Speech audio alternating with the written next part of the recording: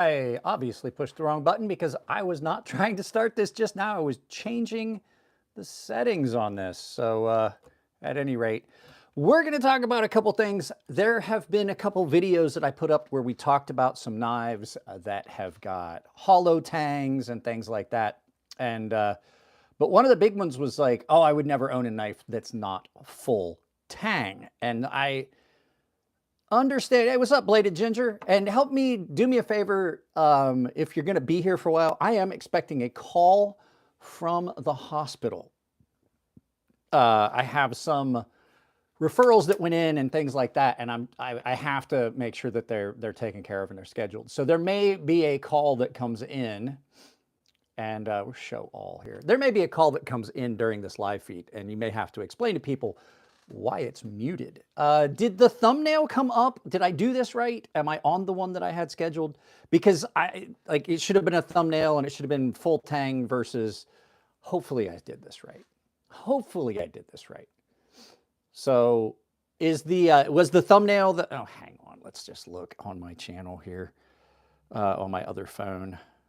And people are always like, well, you got two phones? Why you got two phones?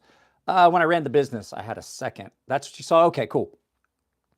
Yes, okay. Just checking, just checking. So in the knife community, there's a big, there's two big camps about, let me turn this TV off here. I was watching body cam videos. There's two big camps. Full tang's the only way to go, and other people that are like, as long as it's a good solid knife, it shouldn't be a problem. And I could, you know, I love knives that are both. I love both full tang and hidden tang. Most notably, this is one of my favorite knives.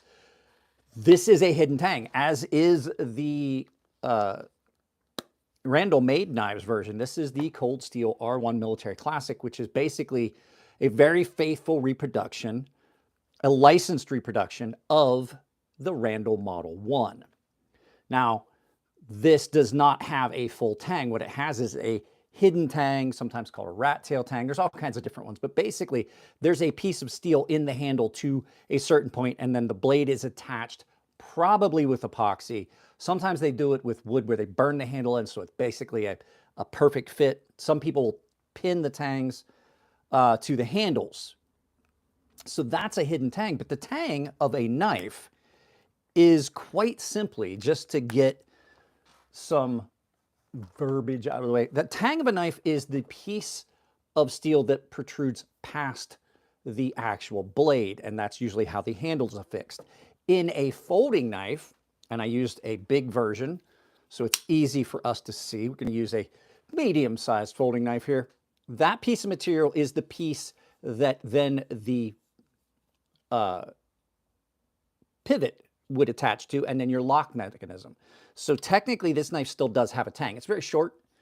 It's basically the piece from the ricasso back, or the end of the grind back. And then you have that area that the pin goes through that is your pivot, and then there's some material behind it. As you can see on this one, it's easy to see. That's why I picked this one, because the tang, the lock tang, technically is what we would call it in a folding knife. The tang protrudes past the handles on this one, so you can see it really clearly that above, past the pivot, there's still material. God, my shoulders hurt sitting like this, trying to hold things. I may stand up to do this and change the camera angle. So that's what the tang of the knife is. Now, a full tang simply is that. The tang goes all the way fully through the handle, as you see on this knife. And I'll turn this around so you can see it from this angle. So a full tang is basically, this is all one piece of steel, and the tang goes all the way to the end, and it's just, the handles are attached to it, which, to be honest, Wu-Tang, to be honest, that is probably the strongest tang you're going to get. The only one that I will say is better, and it sounds funny to say it because I did call it out. There is a couple. There are, I did it again, a couple knives that are done in a different fashion, and we talked about it, and some people called me out and said, no, those knives are still super strong. I disagree, but it's these hollow tangs. So basically this is like a hidden tang, but it's only about that long, so it's a shortened tang. And then this is hollow inside. As you guys know, we talked about this. This is a pretty much a one-for-one replica. You can see that's hollow inside.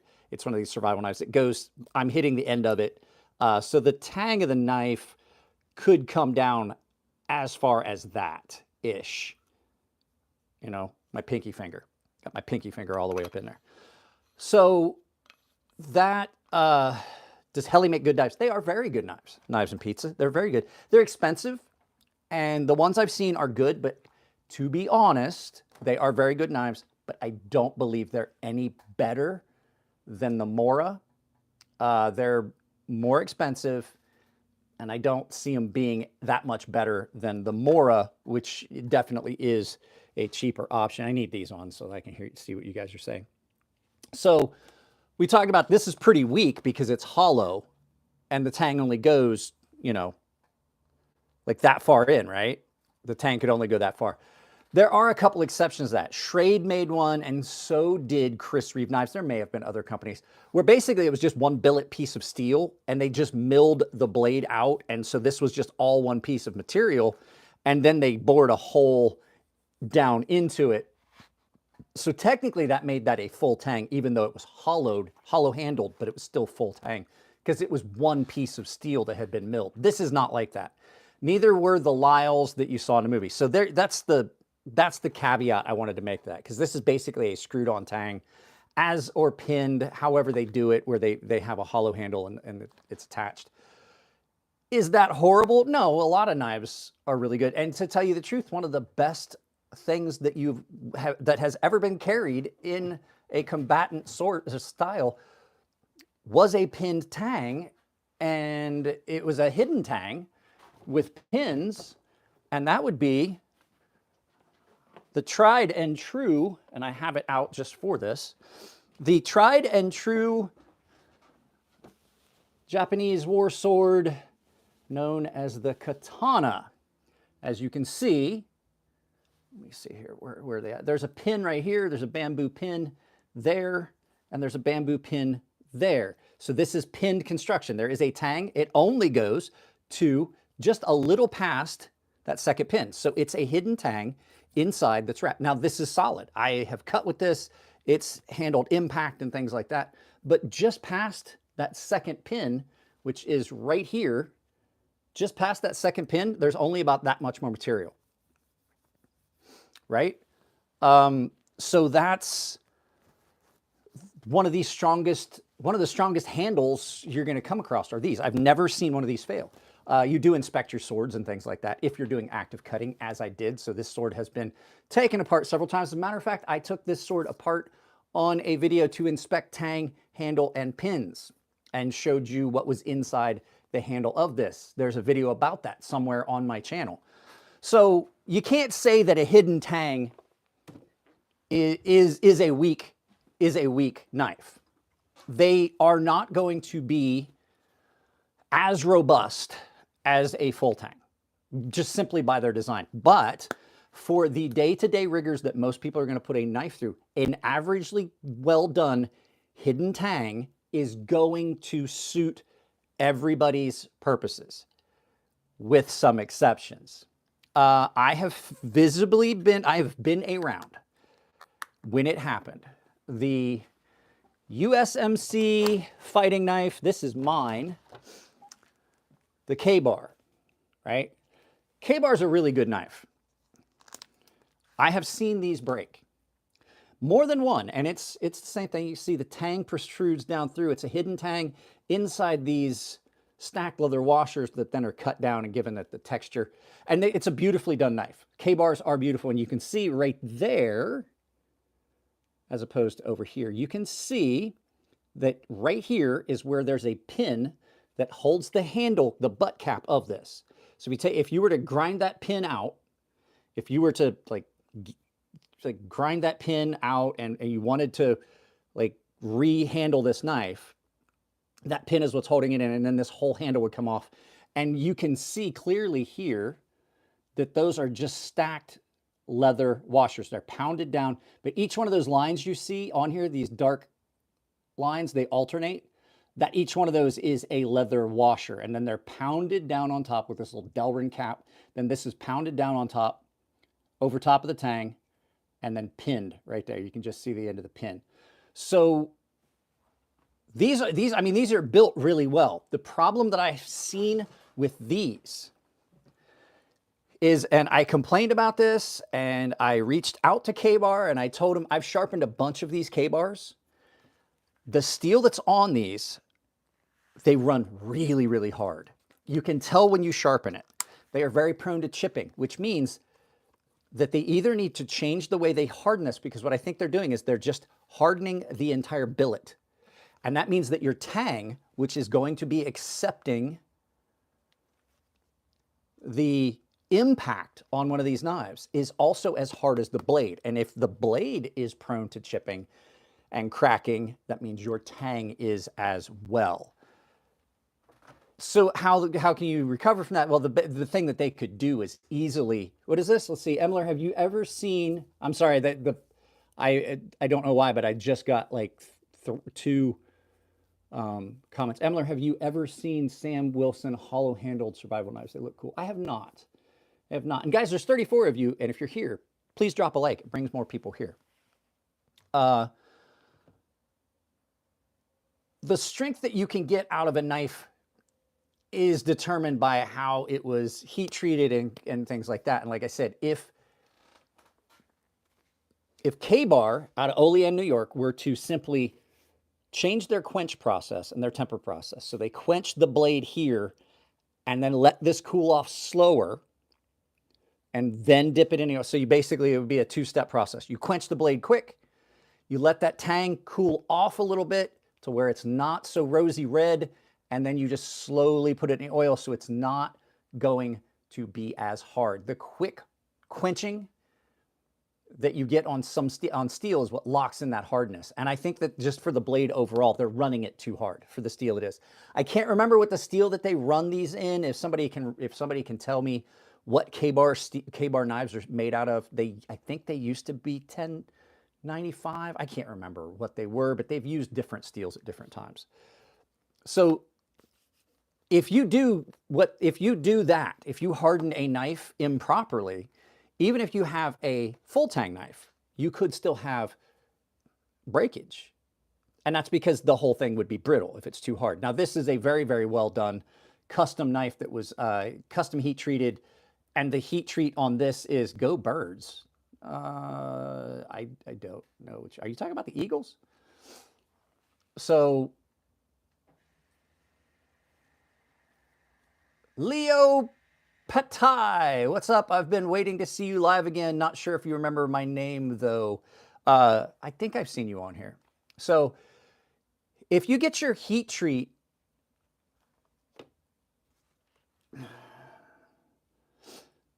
that's a question you need to speak to your therapist about. Fucking retarded trolls. If you misheat treat a steel blade, you'll still have a chance of breakage, whether it's full tang, hidden tang, hollow tang. If it's too brittle, you're going to have those problems. Now, this is great. You're going to have a lot of flex and stuff in this. It will be harder for you to break because there is more material here in a full tang.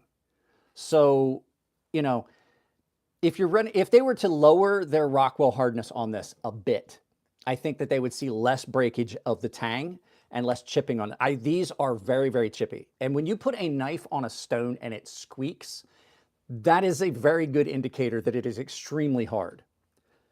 Extremely hard can be good, right? Extremely hard can be good, but if it's in a steel that doesn't temper out to be extremely hard, but also flexible enough to accept impact, you're gonna have a lot of chipping, you're gonna have cracking, the blade could crack. It's just too much for that blade to handle. And so how you heat treat this affects how this gets heat treated and can cause some problems, some breakage and things like that. I like a good hidden tang. I don't usually do things with a knife. Like if I would not take this knife intentionally out as a knife that I knew I was going to do a lot of chopping and things like that with. This truly is a military combat knife This is something that's not bushcraft, not like that. This is something that when I go, if I go up on the mountain with the dog where I know that there's mountain lions and stuff and coyotes, especially this time of year, it's cold, there's less going on for them. They're coming out, they're a little bit more bold. This would be something I would carry. It's a good knife for that, plus self-defense, and I can carry that. If I was going out, and there's 59 of you here and only 9 likes, please just double tap the screen, drop a like. Get some more people here. If I was going out, like with the intention that I was going out camping and I needed a heavy-duty camp knife, I would definitely be taking this. The Work Tough Knives Grizzly. It's a great knife for that. It's big. I will tell you, there are a few knives that you can get away with that are as, and people say, well, it's not for chopping and things like that. Any of the cold steels with the triad lock, especially, like, you could get away with carrying this and doing most of the same things you could do with this. You're not looking at that much different, and you've got so much you can do. And there's things you can do with this that you can't do with that big knife. This is one of the only folding knives I would say that you could do the things. You could do a lot of the things with this that you can do with this. It's not as heavy for chopping, but that means it's also not as heavy to carry. This is kind of an exception when it comes to strength of a fixed blade versus versatility of a folding knife. And a lot of that, everything of that has to do with how the triad lock works. Russell, my favorite tool for outdoors is a lighter. It's a great thing to have. I have in my pack, because I was supposed to go camping before the fire kicked off here in San Diego, I have a Swiss Army knife that has a magnifying glass. And here in areas like San Diego, where it's very rarely cloudy in the areas we would go camping, it's great for starting fire. So typically I'll carry a lighter, I'll carry some matches. I have a fire steel and fire starting equipment, but you can also get by with a magnifying glass and adding that to your pack. So, and guys, just to give you a heads up, if you happen to see that the video gets muted and you see me talking on my phone, I have a call coming in from my doctor sometime today. So basically they were like, you don't have to wait online. You don't have to wait on hold. We can call you back. And I'm like, yes, let's absolutely do that. So, you know, there's a lot of knives that you can get away with stuff that people are like, oh, it's, you got to have a full tang. You got to have a full tang. You got to have a full tang. You don't necessarily. For a lot of people, simply carrying a knife that is not a full tang is going to be every bit as feasible for them. I like this not having a full tang. The reason being is you run into some things with balance. The weight of this knife is exactly what I want. Now, it is more blade than there is handle. However, the fact that it's not full tang, it's a hidden tang, means that it has more weight forward, which means it's very nimble. That's the other thing you have to look at when you're looking at knife construction. Is this knife meant to be something you're hacking and chopping and batoning with? No. Can you do it? Scab absolutely did it. Scab, I loaned this knife to Scab over at Choir Boys Cutlery, and he absolutely went through and put this knife through its paces. So yes, you can do it. But is that what it's designed for? No. If I know I'm going to do that, I'm not going to carry it. This, having a hidden tang where there's weight reduction in the handle, means that that blade is very forward.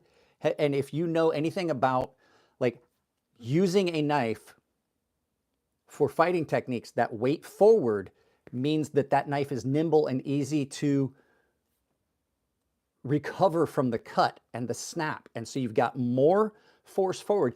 It's balanced well enough that you know where the tip of that knife is at all times. It just wants to fall. So it's just one of those things that, like, depending on the use of the knife, you might not want a full tang. This knife is a full tang and it's beautifully balanced.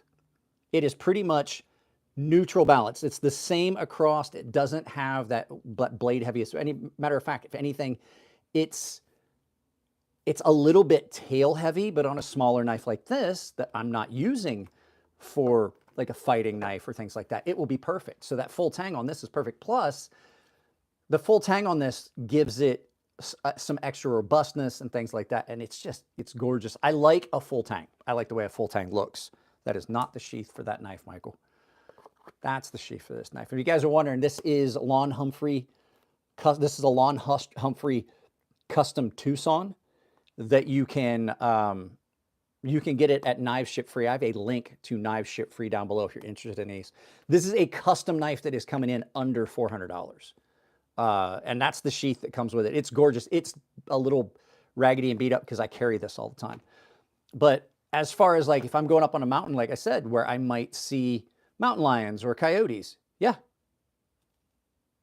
This is, somebody commented something about tossing the salad.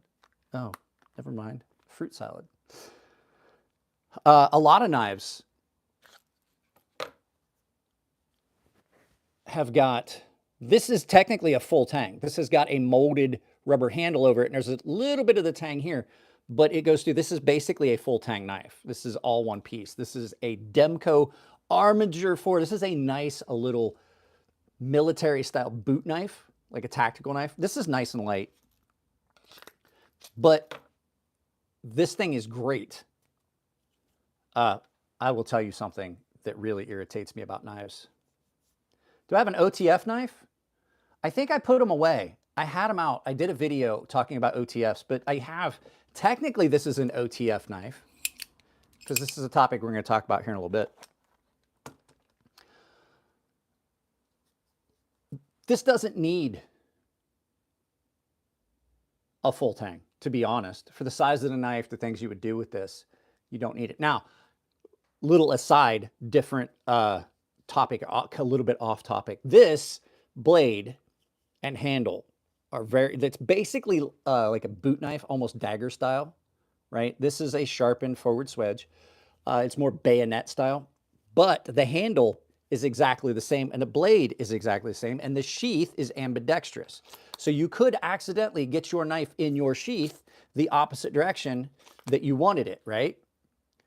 This is something that I want knife makers to start doing. It's something I always did. It's something I always complained about. When I was in the military, it's one of my big complaints about this knife. The handle's completely round. It feels the same regardless which way you've got it. I don't know which side the edge is on. Indexing is very important in the dark for a fighting knife if you're in the military. That tells me exactly which side is the unsharpened or less sharpened side of this knife. That little bit of jimping on handle. I can feel that in the dark. I know exactly where the edge of this blade is because as I grab this, I can feel that my thumb is on the jimping. That's just something like, I love the fact he did that. As much as I love this knife, even though the shape of this blade or shape of this handle is going to indicate to you which way you have the knife in hand because of the curvature, it doesn't have any indexing. That curvature is your indexing, and to tell you the truth, this knife was basically designed to be used in this fashion. So this is based, another little side point. This knife is based off of military fighting knife. I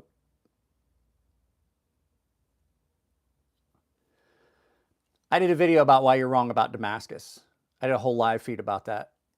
Damascus is not Damascus. Damascus is pattern welded, and it is the worst material for a steel, for a knife. The powdered metallurgy Damascus, the new stuff, is way better, but it's still ridiculous. That stuff I just find ostentatious and not well done. But at any rate, so this knife is based off of Korea era, Vietnam era, World War II, end of World War II area fighting knife.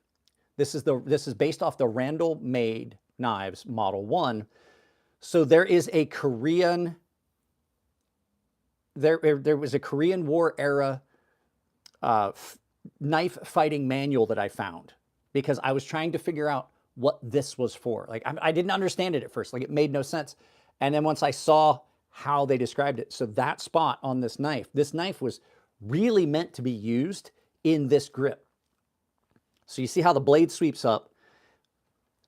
The manual said, when approaching an enemy from the front, step in low, aim for the bladder, and pull to the breastbone in an upward sweeping motion.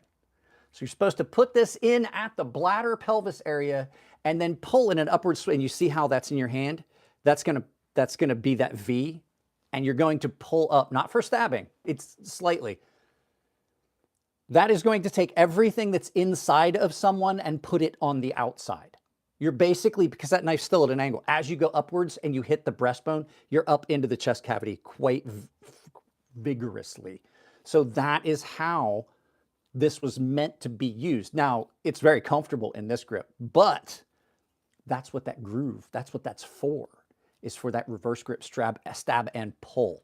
And I was like, Jesus. But then I remembered that's a wartime fighting manual. And I was like, holy crap. Like I had to take my civilian brain and put back on my military brain for a minute and go, oh yeah, that's fucking effective. So, but yeah, the tang of a knife can dictate a lot of things about how that knife is going to feel, how it's going to perform. This knife, I covered it up. This knife has a full tang. What up, Six Dogs? This knife is a full tang. And it has a very neutral balance, but it has some additional weight in specific areas. This knife is very, very nimble, very, very well balanced. You've got a full tang on this. So what they've done is this tang has been milled out slightly. It's still a full tang. It's not hidden because that's the end of it. And then this is put in a, what do you call it, in an injection molding machine, and this rubberized Crayex is put on it. This is the cold steel Taipan. Probably the best fighting knife ever. Because I don't need to have a special grip to come in and pull up.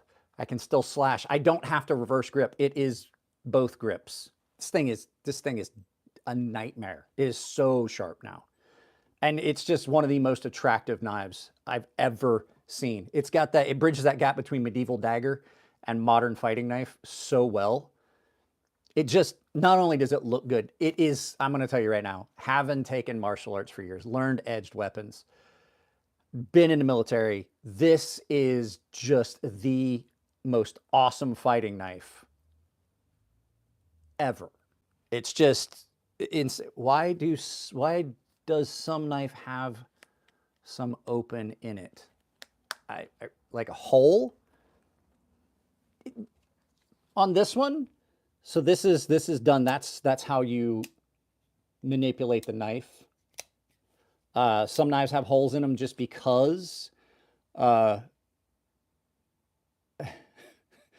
Six Dogs, I appreciate it. It's funny, but I try to keep this at least somewhat PG because there are younger viewers on my channel.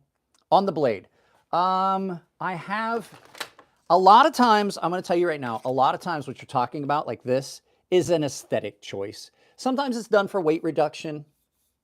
Sometimes it's done for weight reduction. It makes a knife like this, which is the Beg Knives Filoso Dagger. It makes it a little lighter. And yes, if you're new to the channel, you're going to see a lot of knives get pulled out of the middle, out of nowhere. And you're going to be like, holy crap. I have an entire milk crate full of fixed blades, just fixed blades, directly to my right. And above that is about 5 feet of folding knives on shelves. So a lot of times it's just an aesthetic thing. This dagger, this is the Filoso, and the other one, this is the cold steel Taipan. So this is the cold steel Taipan. This thing is amazing. If you're going to get one, I have Blade HQ. They have Blade HQ. I have Blade HQ links down below. I should put that on I should put that on silent mode so I can still hear it vibrate. But and this is the Filoso dagger by Beg Knives. You can use, if you're interested in any of the knives, most of them you can find by using either the Blade HQ affiliate link I have down below, or from or Knives Ship Free GP Knives. You can just check all of those. So 9 times out of 10, that is just an aesthetic choice. Beg Knives has been famous for having holes in their blades. That's just one of their aesthetics. They've done it for years. And so it's just one of those things that they do. Hello from Russia. Well, hello to you. Are Securex sheaths bad? Yes. This is not Securex. I'm gonna tell you the difference since you mentioned it. I think I still have a Securex sheath up here somewhere for one of my cold steel knives. Securex sheaths are horrible. Aesthetically and functionally, they would be great. I don't think, oh, hey there, I was looking for that though. That's what I was looking for yesterday. The design of them overall looks good, right?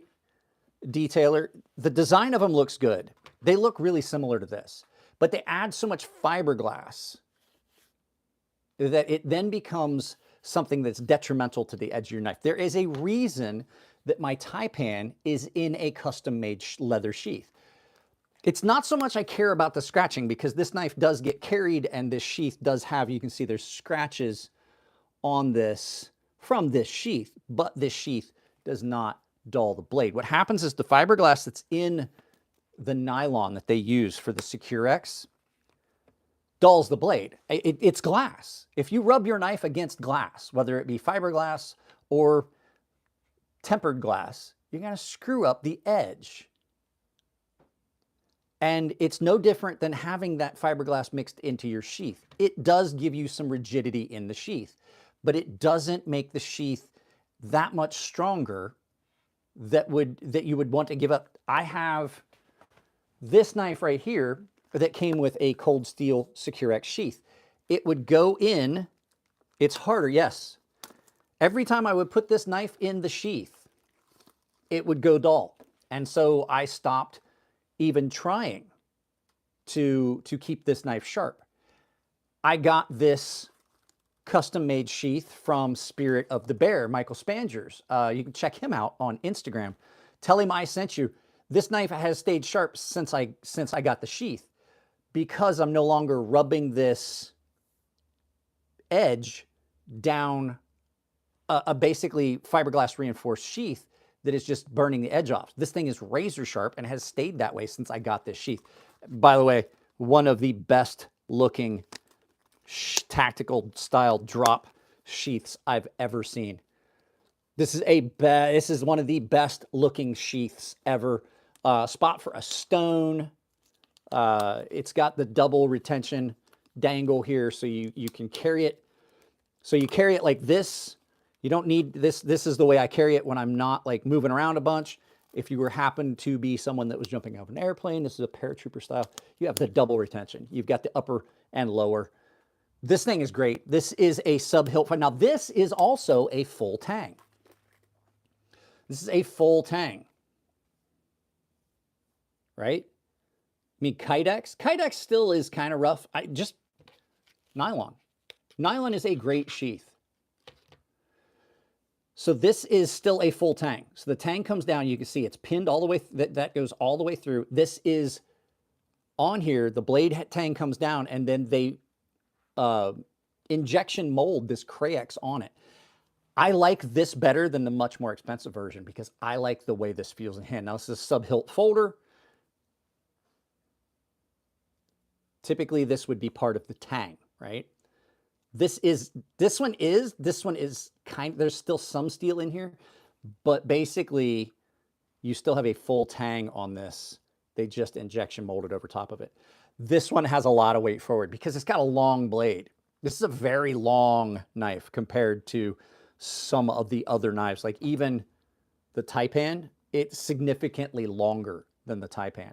And this is a full dagger grind. This is double-edged, both sides, done in a clip point style. The whole thing is sharp on both sides. So you can cut one way and go the other. So remember we talked about on the other one where you would like have to reverse so that you could do that pull.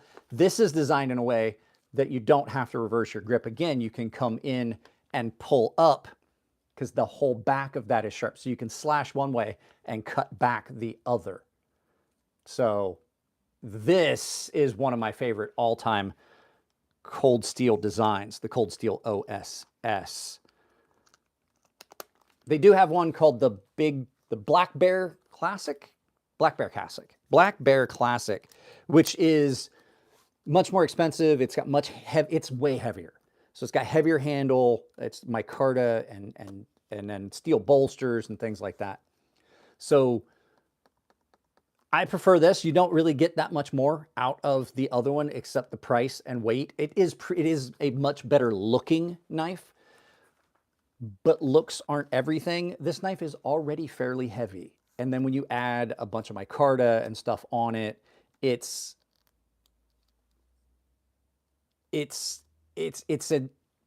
just adds so much weight. What is this? Russell, one time I found a solid butter knife sharpener on both sides and a whole bunch of 2000s area phones in a den in a bush by the beach. I sharpened a straight razor for a video one time and shaved with it. People are like, how sharp can you get a butter knife? And I was like, well, let's try it. And so I sharpened a butter knife to 10,000 grit and then stropped it and then took it in the bathroom and shaved off. I had a full beard at the time, and I shaved it off down to a goatee. Well, technically a Van Dyke. A mugger's den. Yeah. But the tang on a knife, it's really important, especially like when you're looking at strength versus weight, the material it's being made out of, and the possibility of breakage. Like I said, if they're hardening that steel like they do on the Kabars really hard, then you have a possibility of breakage. If you're using a knife like this and chopping and things like that, there's a good chance you could cause that failure. And if not failure, you could wind up getting the handle to break loose from the tang of the knife, because like I said, this one is a hidden tang. I guarantee it's epoxied on there. That's not what this was for. Will it take some? Yeah, like I said, Scab had this over on Choir Boys Cutlery, and he beat the crap out of it, and he didn't have any complaints. It came back, the handle's still on it, tight as a drum, and I have had zero issues with it. But that's not what I would do with this knife. I have knives for that, and to tell you the truth, I also have a camp hatchet. That is one of the things that you have to look at. This is a full tang. This is a big chopper, and it's full tang. And it's heavy. It's very heavy. Like it is a work. I did a video with this where I did a bunch of chopping. This is a great knife. Work Tough Gear makes some great stuff. You can check them out. I've never had anything that I could complain about this knife. It is super sharp, holds a really good edge. The only thing is it's heavy. I'm 50 with a screwed up shoulder. By the time I got done chopping with this thing for a video, I was spent. This thing is heavy, and the problem is it doesn't have the weight in areas you want that would be as good as a camp hatchet. Very good camp hatchet, like a tomahawk style that I carry. I can get away with augmenting that with something that is significantly lighter. This folding knife is significantly lighter. Not all folding knives are created the same. Like I said, this one has a very robust tang on it that you can see. On folding knives, what you want to look at is how the lock tang interfaces the lock. There's a lot of knives that you have to, and this goes along with tangs. The way that this lock interfaces, and you can see how far up that sits, and you can see how big that groove is, and then that drops all the way down in there, and then that pin is in between the two. It just locks it. This is as close as you're going to get to a fixed blade in a folding knife. It is 16 3/4 inches of glorious craziness that I absolutely love. It is comically large, yet I carry this because I'm trying to do a video. There's a video coming where basically this is my everyday carry for 2 weeks. I'm trying to see what I can and can't do with this. How functional is something this size when it's got a two-handed grip on the handle? Can you carry this functionally? And I have found, surprisingly, there's a lot of things you can do with this. I do find that the 12 1/4 inch version is much more manageable and much more nimble. Problem is this one tears pockets up like crazy, much more than the other one. Can you flick it? Can you flick it? I can thumb roll it. It takes a bit. Can you flick it? Yeah. Can you swing it open like that? Yeah. Can you put it in your pocket comfortably? Absolutely. And does it do something cool? Yeah, it comes out of the pocket like lightning. At any rate, what I was saying is I do find even though this is still large. This is 12¼ inches overall. This is quite large. This is a very usable day-to-day knife. I've done a lot of stuff with it.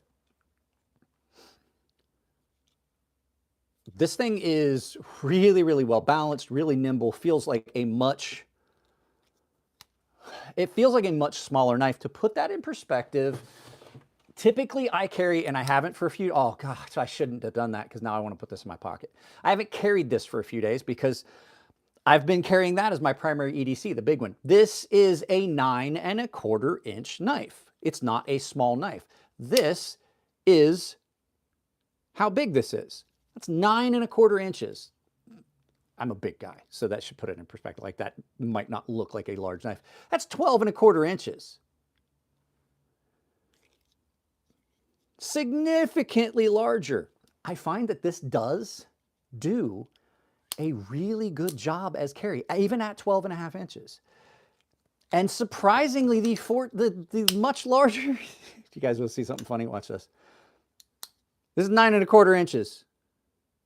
Open, it's not as big as the handle on this knife.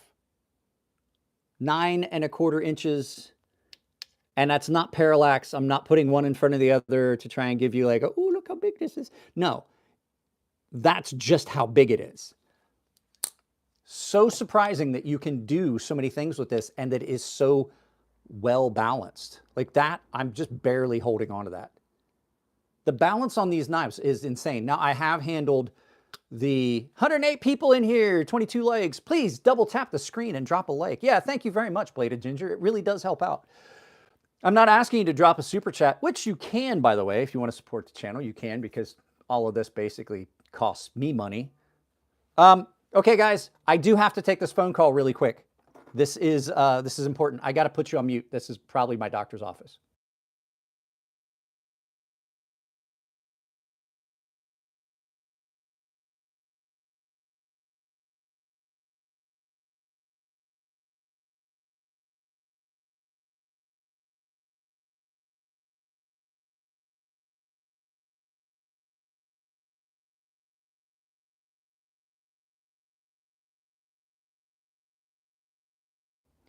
That was a bust. No one answered. So yeah, the lock tang on folding knives is important. This is a very robust knife because the lock tang on this here, where the lock interfaces, you can see how that lock drops over. How the lock tang, the tang of the knife interfaces with the handle of the blade is a very important thing. It's not a fixed tang. It's not a hidden tang. It's a lock tang on a folding knife. Really, really important. Okay, but the point of a knife that big, aside from being coolest 14-year-old in the mall, it's okay. So I'm going to tell you right now, there are people that carry these for specific reasons. This is based off of a Navaja, garbage memes. This is based off of a Navaja, which is still used in South America, Mexico. It is something that the gauchos carry, which are basically cowboys. They carry it because it serves a lot of purposes. When you're up on this, you can absolutely use this like a kitchen knife. It works really well for those things. You can use it to do a lot of tasks when you get up on it. You get back here, you can do a lot of chopping and use it a lot like, you can use it a lot like you would use a machete for. And so it becomes a versatile tool that they can just throw in a saddlebag. The Navajas are even bigger than this. I've seen 12-inch blades on Navajas. For this was Lynn Thompson wanted something that you could use as a fighting knife because like you get so much more extension. That should be the screenshot for the video. You can get so much more extension. Like it was, for cold steel, it was kind of novelty. I can see this being a very good tool to throw in a backpack while camping, going on a trip, because you can do a lot of things with this that you can't do. Like even with a large fixed blade, there's things you can do with this that you can't do with that. Just the versatility of that blade shape versus a big fixed blade chopper like we saw. I mean, a lot of people say, oh, you don't need that, just take this. There's a lot of things that I can do with this that I just can't do with this because of weight distribution, thickness behind the edge, all that stuff. It's one of those games of compromise. It's one of those games of compromise that, like, bushcraft, this would probably be better for bushcraft, to tell you the truth. The 12-inch version still gets you a lot of the same benefits at 12 inches. 12 inches, 16 3/4 inches, 9 1/4. Like I said, this is not a small knife. It just looks small in comparison, and the fact that I got really big hands. It's a big, big knife. There are a lot of things that you could do bushcraft. So I would like to see if the Dutch Bushcraft Knives channel ever did anything with one of these. The fact that the triad lock is so strong. The fact that the triad lock is so strong does mean you can do a lot of things with this. The triad lock that's on these cold steel knives, especially the larger ones. Guys, I'm going to sneeze. I apologize. Hang on. I'll put you on mute. Am I going to sneeze? I think I am. Guys, I vacuumed out here. The fires have been so... If you guys followed San Diego, we had what was called the Border 2. It literally, I could see it from my house. Like, I could see the fire from my house at night. I could see the glow of it, and if I went to the top of the hill, I could see the fire.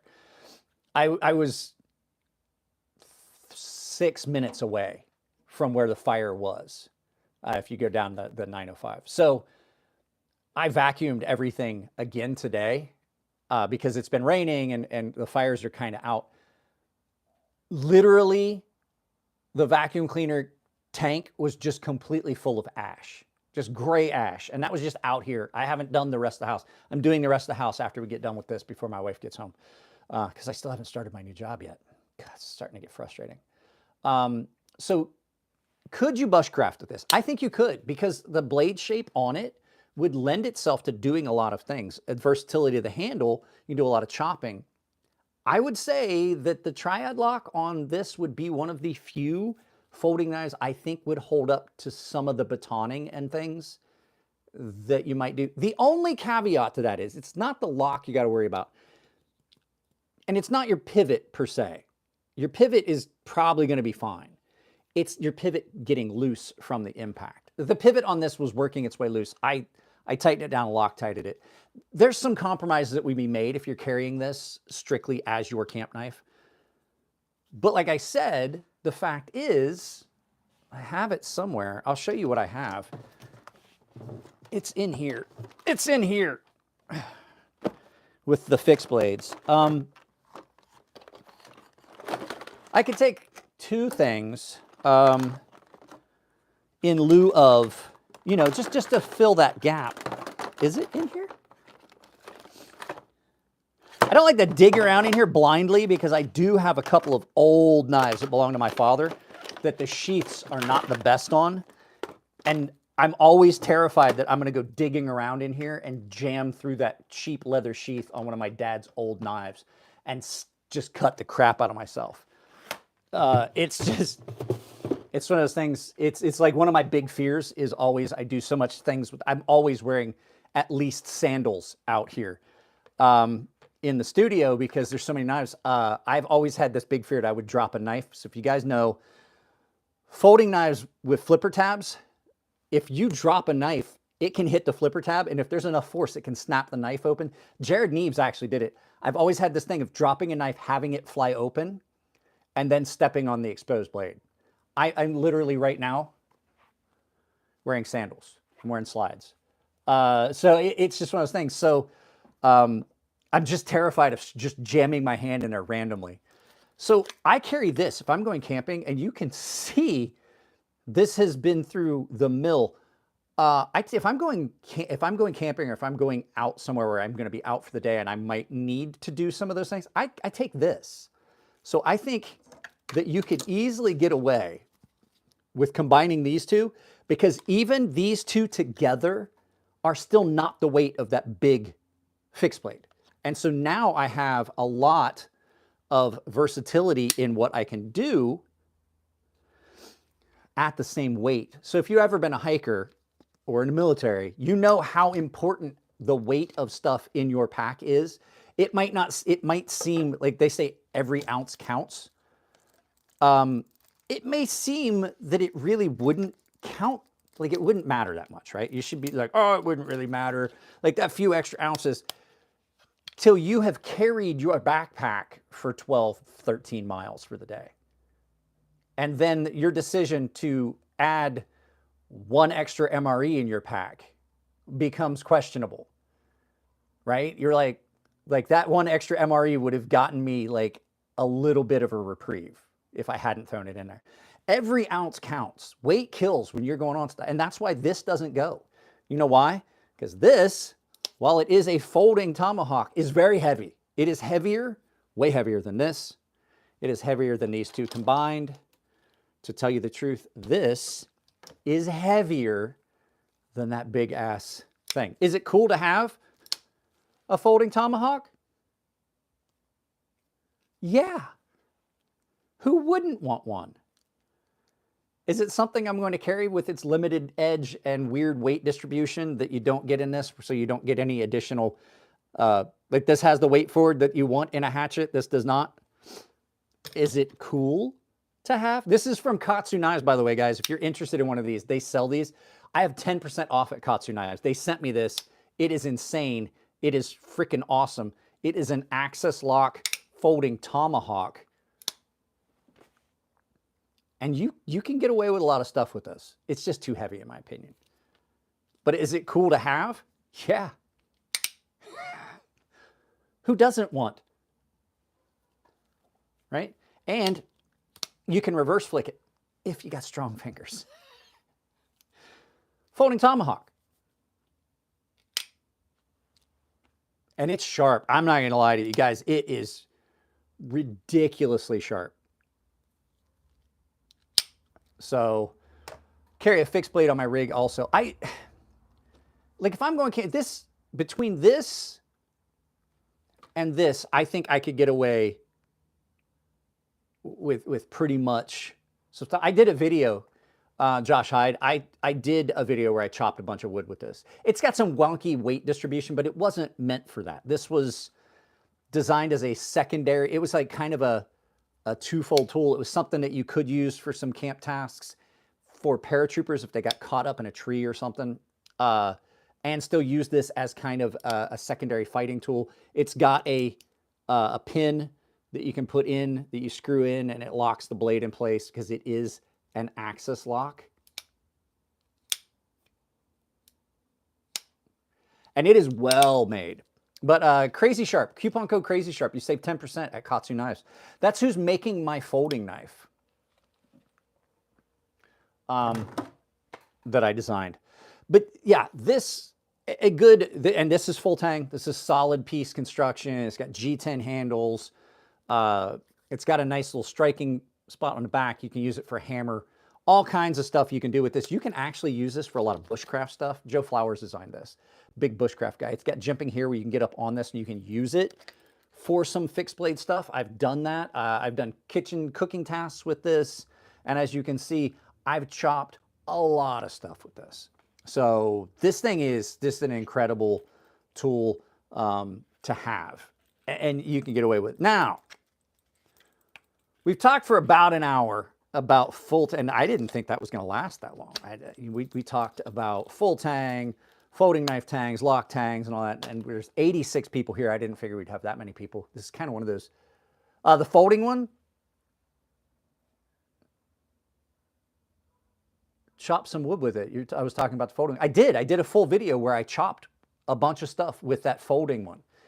And the weight distribution's weird. I talk about that in the video. Because it's heavy everywhere, it doesn't have, when you have something like this where there's more weight forward, it assists you in chopping.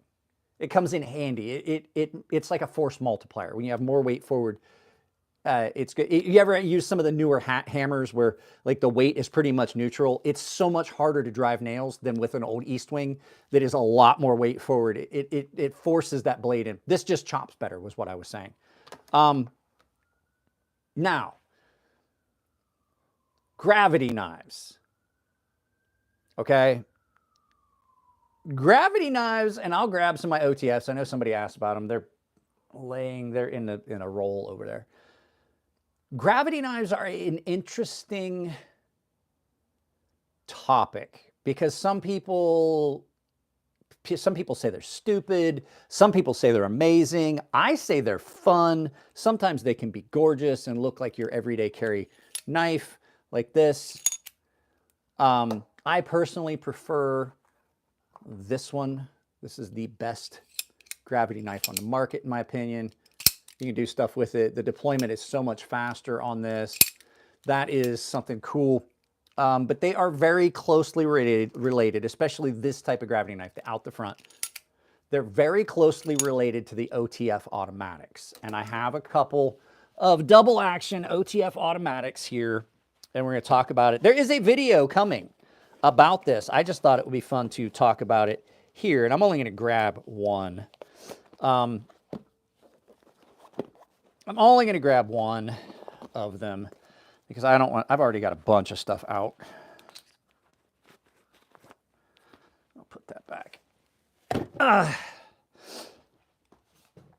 So this is a double action OTF. This is the UTX 85. So it's 85% the size. So it's a smaller version. So they have the UTX 70, they have UTX 85, and they have the Ultratech, which is the full size version, which is 85% bigger than this one. And this is my preferred size. It's just easier to manage. And this is the perfect size for this. These are fun and they have issues. And you're going to have to watch the video that's upcoming about that. But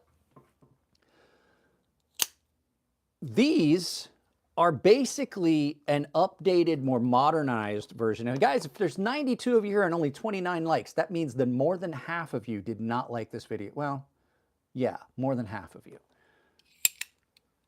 There's some definite similarities here, right? Can you see? They're really, really similar.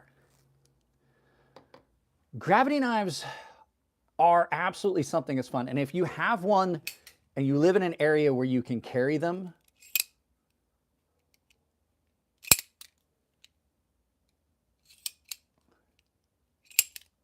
right? If you live in an area where you can carry them, they are a very reliable tool to a point. So what a gravity knife is simply that. These are the simplest of knife designs, especially this one right here. There's some that are a little bit more complex, like this remet. So on this remet, when you push the button out, you can see how those wings open up, and that's what locks the blade because there's a lock right there. See? So the blade's in there. Guys, I apologize for shaking. I have a lot of nerve damage. You're new to the channel. I got a lot of nerve damage in my right arm, and I have to shake. That's why I don't sharpen knives professionally anymore. Freehand sharpening is just not something I feel comfortable offering to customers with that much of a shake in my hand. So when you do that, those lock in, those wings lock in. There's no spring in this, right? Much more simple mechanism than what you get in this. This requires a lot. These are finicky. There's springs and gates and all kinds of stuff in them. So can't carry them in LA, but yeah. I mean, can you? Yes. Should you? Probably not. But a gravity knife is really a very simple thing. If you see on here, that's it. There's no button to push. There's no mechanism to be finicky. If you open this, that blade's going to fall out. One of the most simple tools, but the fact is that gets forgotten. These are not a new thing. Everybody's like, oh, gravity knives, new thing. And they are not. And a lot of people will say that because they just don't know. It's typically the younger kids. These have been around since the 30s and 40s.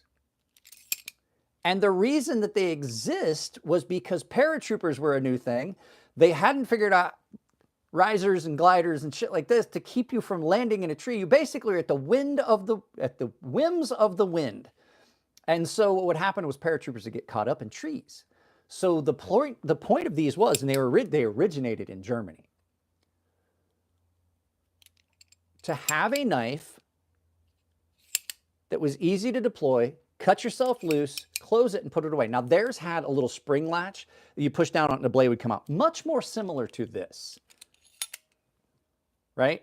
And then you would push on it again, and it would close. This is a little bit different. I like this better. I find this to be a much more fun mechanism. So it's just a rail and a slide. You can see the guides on this just sit in there. They're clamped in.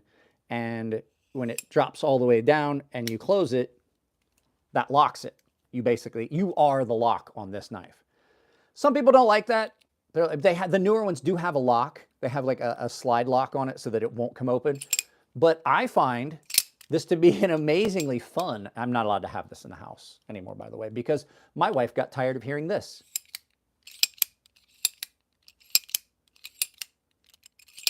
And she told me it doesn't come in the house anymore. She's mad about this knife anyway. I'll tell you a story about that. But these were designed for paratroopers to be able to have a knife that they could extricate themselves from their parachute if it got caught in a tree. It's a great idea. One hand opening. Well, that morphed into the modern OTF, and they found a way to do it under spring tension. But sometimes making something better doesn't 100% make it better, because I'm going to tell you that there's a lot of problems with OTF. Like, people are like, this is the best tactical knife. Da, da, da, da. These aren't that good.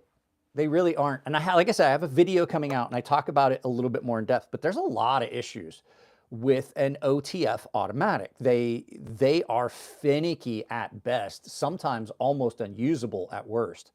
And guys, 100 and some odd, 114 of you here and only 30 likes. Please drop a like if you would be so kind. I'm trying to check something here. I think I got a message. Oh, well, hell. I did. I missed a message. It's not that big a deal. It's not that big a deal. So there's a lot of issues that happen with these. These get dirty and they don't work well. They've got to be constantly lubricated. I don't like Bally's. Bally's are a little bit more hazardous and dangerous. This, you got to constantly keep lubricating these. The lubrication will dry up. Stuff gets clogged in it. Cleaning them is a pain. You have to take the end piece out on these ones in particular. So well, you don't. There's other ways to do it.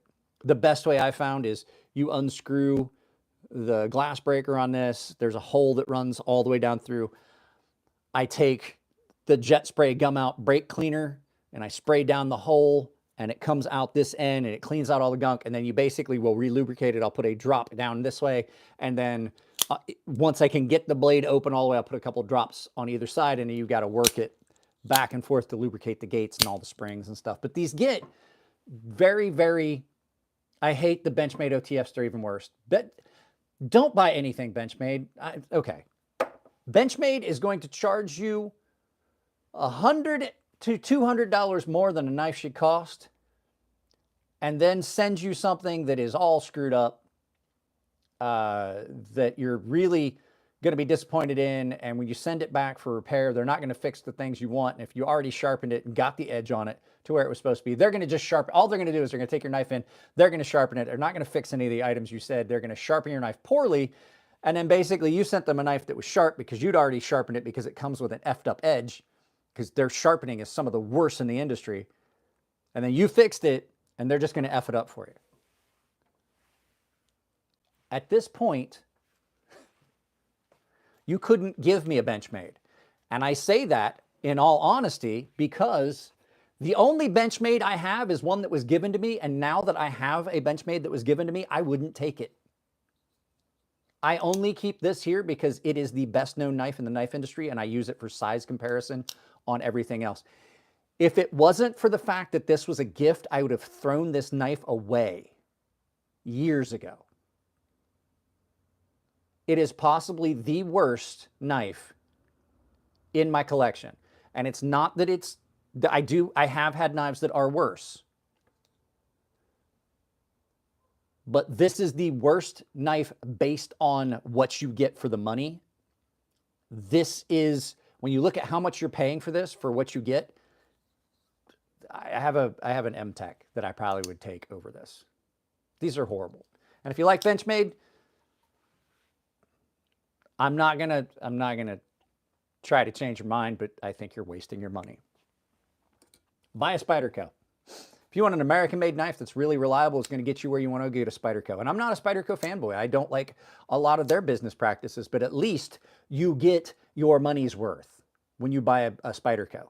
Like, you at least get a good knife for what you're paying. Spyderco has their issues. Yes, there are some things you're going to find typically with 99% of Spydercos. But the problem is, when you get a Benchmade, you're going to pay sometimes 3 times what you paid for this and not get anything close. I think I paid $200 for this. Benchmade has some knives that are $700. And I've seen them and I'm like, fucking why? Who in their right mind at this point is buying a fucking Benchmade? But that's just my 2 cents on the matter. You know, somebody that's been in the knife industry since about 2015. Zero Tolerance is another company I just won't buy anything from. I don't like Kershaw. Here you go. This is a knife I got from Kershaw. This thing is shit.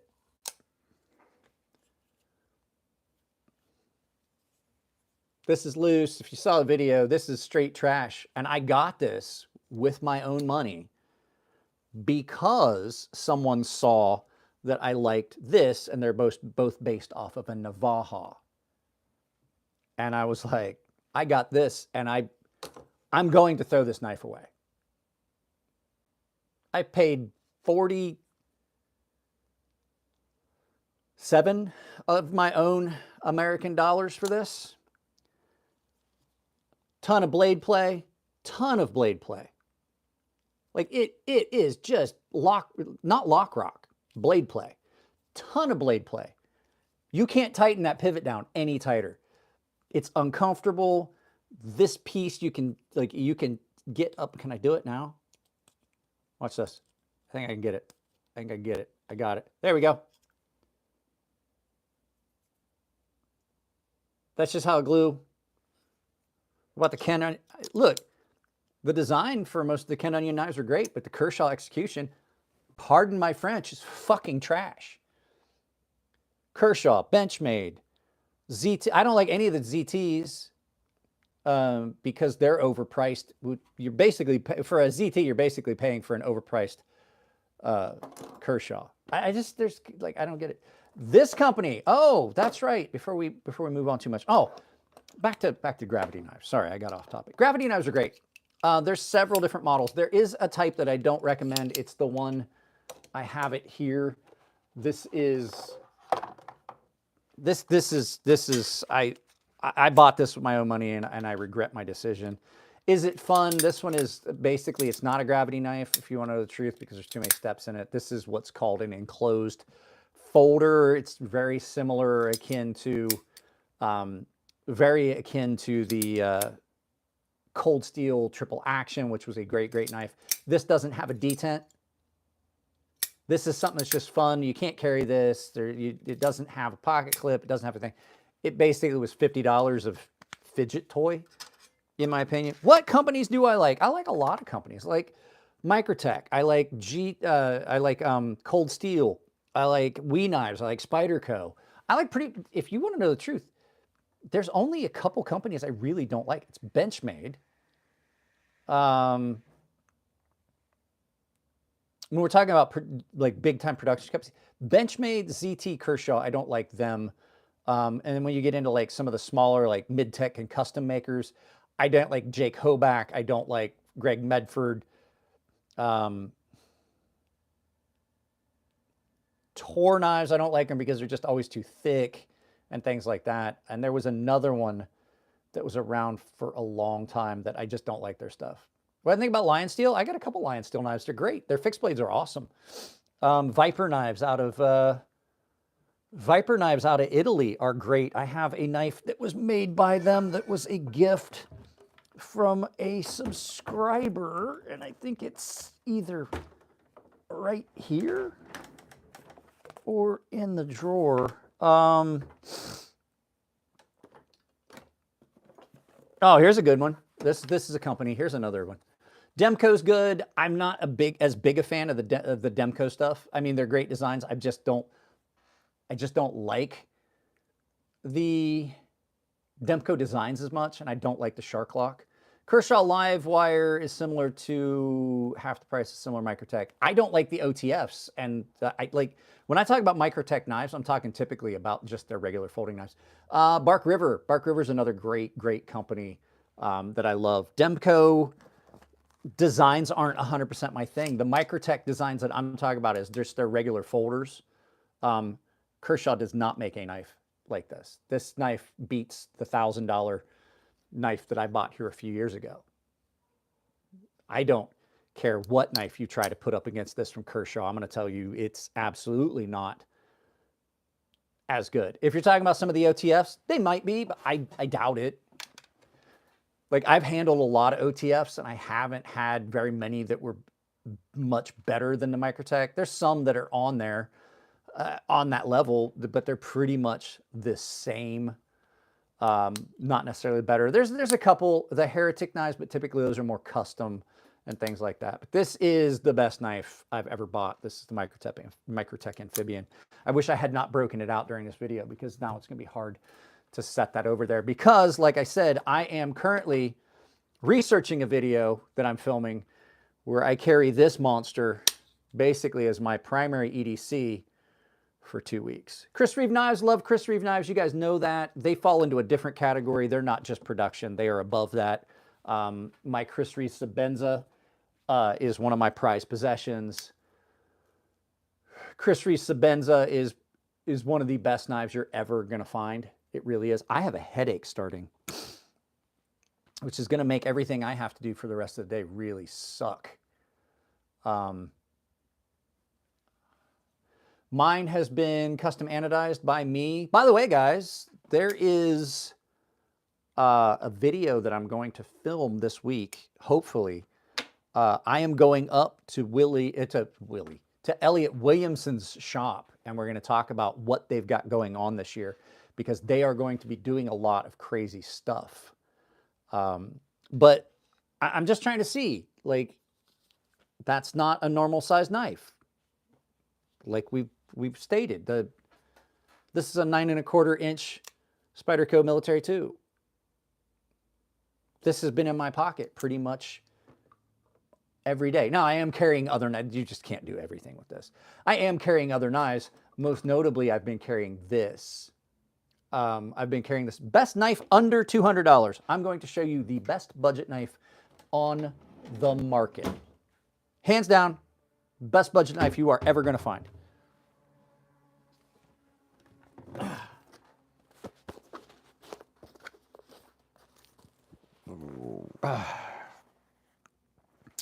The best budget knife you will ever purchase in your lifetime. And the pockets are bottomless. It's not my pockets. It's the area around me where about 1,000 knives in total live. I have a 7-foot set of shelves, and every shelf is filled with knives. So this is a knife that was given to me by Jared Neves over at Neves Knives. This is the Miguron Valona. Now, if you want a smaller knife, there's other good, but as far as bang for your buck, budget knife, the Miguron knives, and I can't remember how you spell it, M-I-G-U-R-O-N or M-E-G, M-I-G-U-R-O-N, I believe. Miguron knives, Valona. You can use my Amazon store to find them. These are under $100. This is quite possibly the best knife you are going to find, hands down. Do I like integrals? We'll talk about that in a second. Miguron knives Valona, absolutely one of the best knives on the market. Not only is it attractive, super comfortable, it is 9 inches overall, but does not feel like it. It's got a very good blade to handle ratio, control factor on it, the blade shape, everything, and it is super, super comfortable. And they're doing it in 14C28N steel now. This one is in DC53. But the action on this is insane. You can reverse flick off the fuller. And it's not just the aesthetics. This thing is just a great, great knife all around. Do I like integrals? Someone asked. Ron Dobbins, do I like integrals? No. But this is one of my favorite knives. You guys, at this point, I'm surprised that no one's go, Jesus, how many fucking knives does this guy have? If you're new to the channel, I literally have more knives than any 6 people need. We haven't even touched on some of my expensive stuff. This is one of my favorite knives. This is the WE 080, and it is an integral. And the thing that this has going for it, integrals are stupid. They really are. So an integral, if you don't know, is a knife. This is one solid piece of titanium. There is no 2 pieces here. These are milled out and cut in, but it is one piece of titanium all the way through. These are just overlays that are dovetailed in. The reason I like this one, it's not heavy. It's easy to carry. It's easy to disassemble if you need to. It's comfortable. And it's got a really good blade shape. This is an integral under 4 ounces. But typically, my thing with integrals are, there's a handful of things. They're a pain in the ass to disassemble and get back together. Because you've got to position the bearings and stuff and go in it like this direction and like from the top. Like you've got to pinch everything, washers and everything, all in one spot. They're a pain. Most people don't take their integrals apart. 2, they're heavy. And 3, they're expensive. This only suffers from one of those issues. It's expensive. And it's because they're difficult to do well. If you can do an integral well, it says a lot about your milling and your machining capabilities. Do they make sense? No. No one needs an integral. They don't make any sense. They're expensive. They're expensive. They're heavy. They add difficulties in disassembly and maintenance that you don't want. Are they cool? Yeah, the fact that they can do that and machine that out of one solid piece of titanium, milling it from the inside, and then the weight reduction that they did. I did a video where you take this knife apart, where I took this knife apart and I show everything. The only thing that holds these scales on, that one screw, and then the fact that, here, I'll turn it around. The fact that they're dovetailed on. Can you see the dovetail joint on that? That one screw right there, when you take that screw out, you slide this and you can see how much material they removed underneath that scale, right? But that's one solid piece of titanium. There's no secondary cut. They just did some weight removal on the sides here. I mean, is it really cool that they do it? Yeah. Is it a knife for me? Usually not. So yeah, you have that triangle. Affordable, right? And then all the other things. Wait, you know, and you get to pick 2. Pick 2 good things. This one's not heavy, you know, and it's not difficult to disassemble. I will tell you, as a video game guy, I'm going to tell you right now, I have noticed something about video games. Speaking of that triangle, it's kind of like good Chinese buffet, pick 2. I have noticed that in video games these days, what you're seeing is good graphics, good story, good controls, pick 2. And I'm like, what the fuck is... I'm playing The Witcher 3. Story's great. The graphics are meh. The controls are trash. So... Real Steel does a steel integral budget knife as an axis lock. It's heavy. It's heavy if it's a steel. Yeah, don't get me wrong, but I mean, the controls on some of these games are just so frustrating, you got to stop. I was trying to play The Witcher 3 last night, and I was like, I'm going to throw this controller. I mean, back to the days of Nintendo and Super Nintendo, where you get so frustrated you just want to throw the controller. You twist it and you hear it creaking. Yeah. Because I have a headache. We may end this early. So,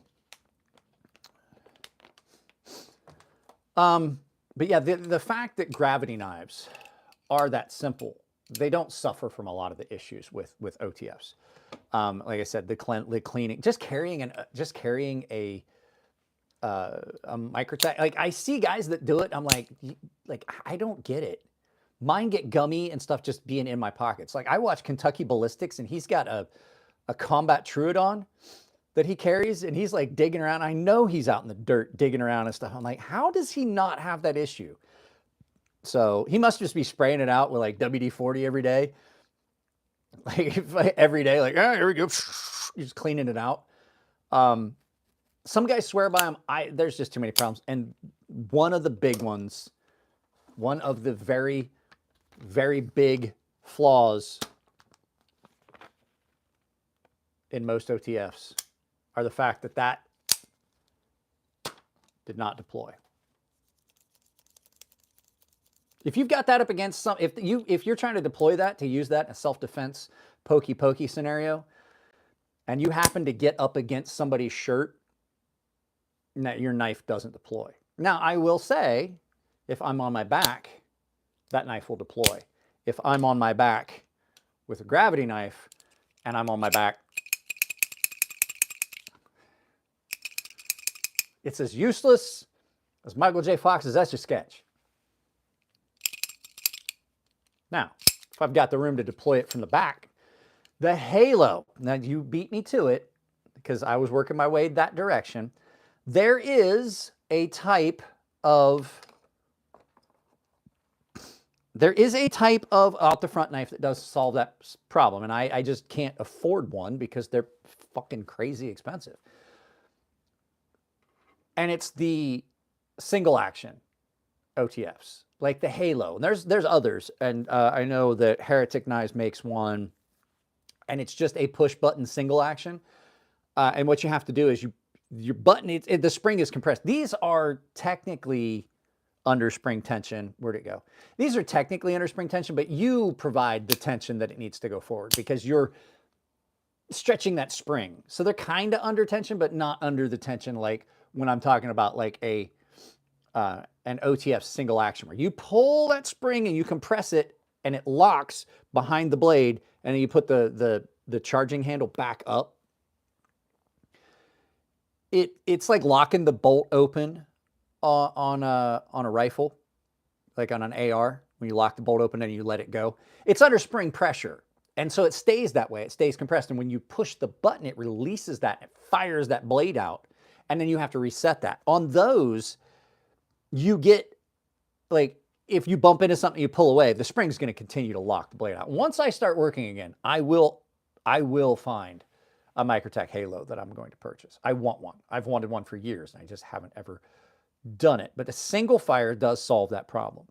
And so does an out the side automatic. It does solve that problem. But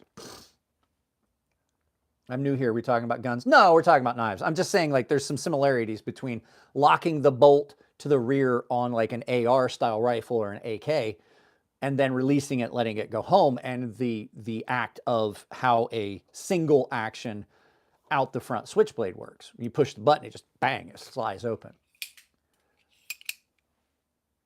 Do they have an OTF where you can go through you like they show in movies? No. And the reason that these knives derail, even the Halo, is it going to stab? Is it going to give you a pretty good poke? And yeah, you're probably going to bleed a good bit. But even those, they're not strong enough to go in.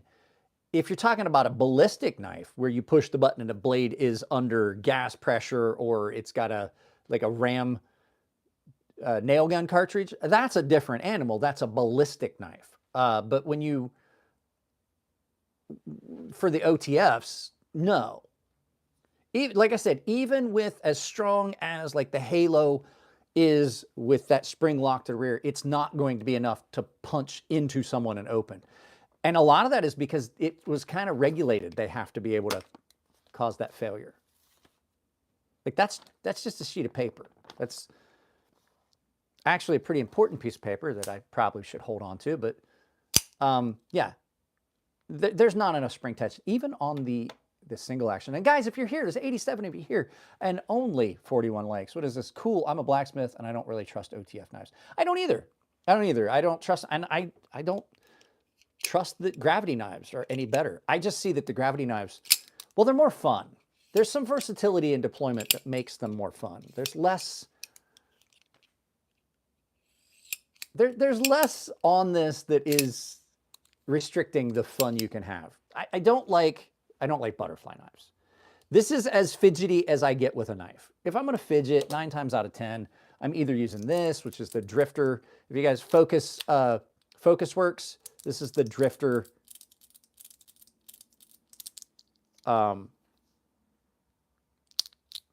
This is the drifter coins from Focus. Focus work, EDC works. They're really cool. There's magnets in there that make that sound and they stick together. My friend over at Otter Arms has started a new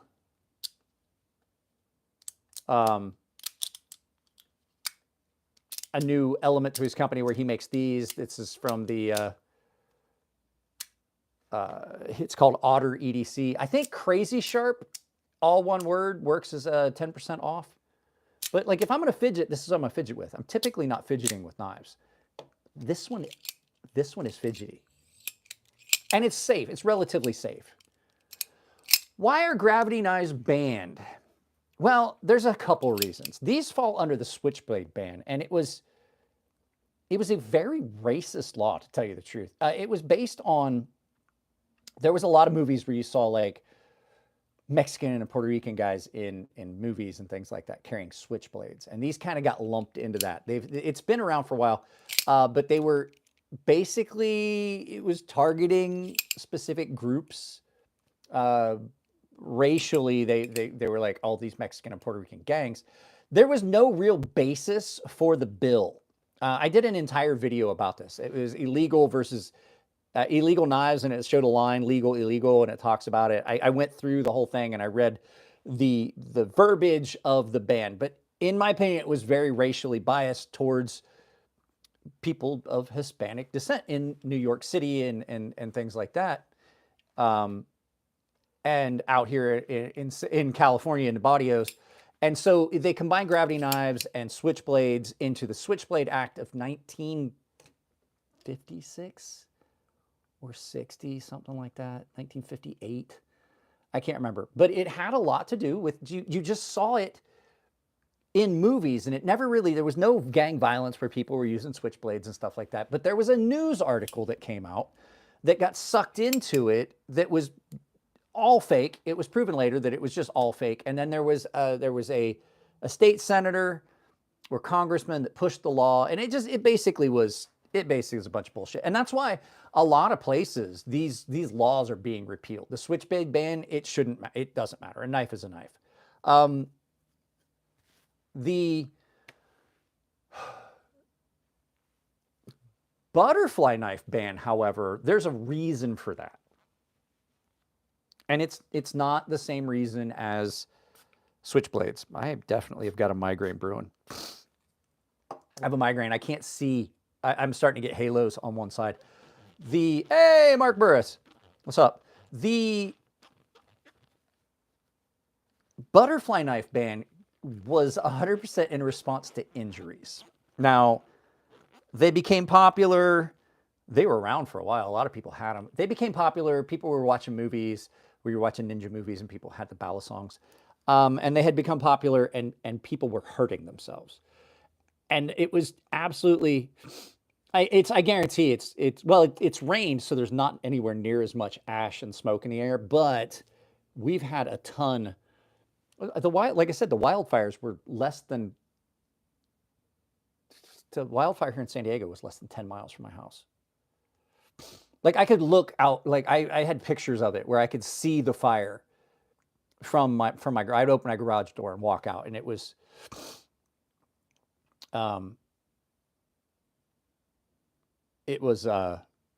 you could just see it on the side of the mountain. Yeah, I'm in Southern California.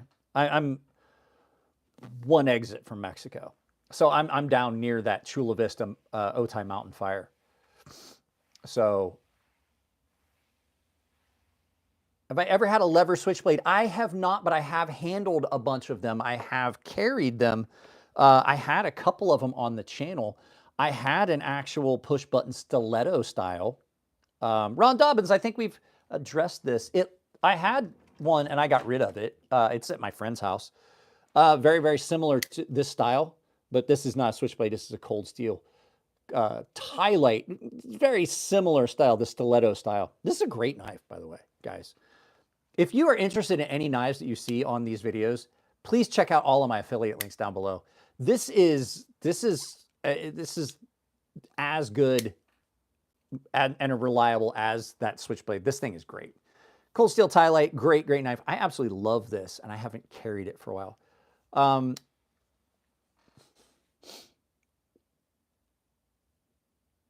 Can't find a butterfly knife that won't dull or stay closed when it's...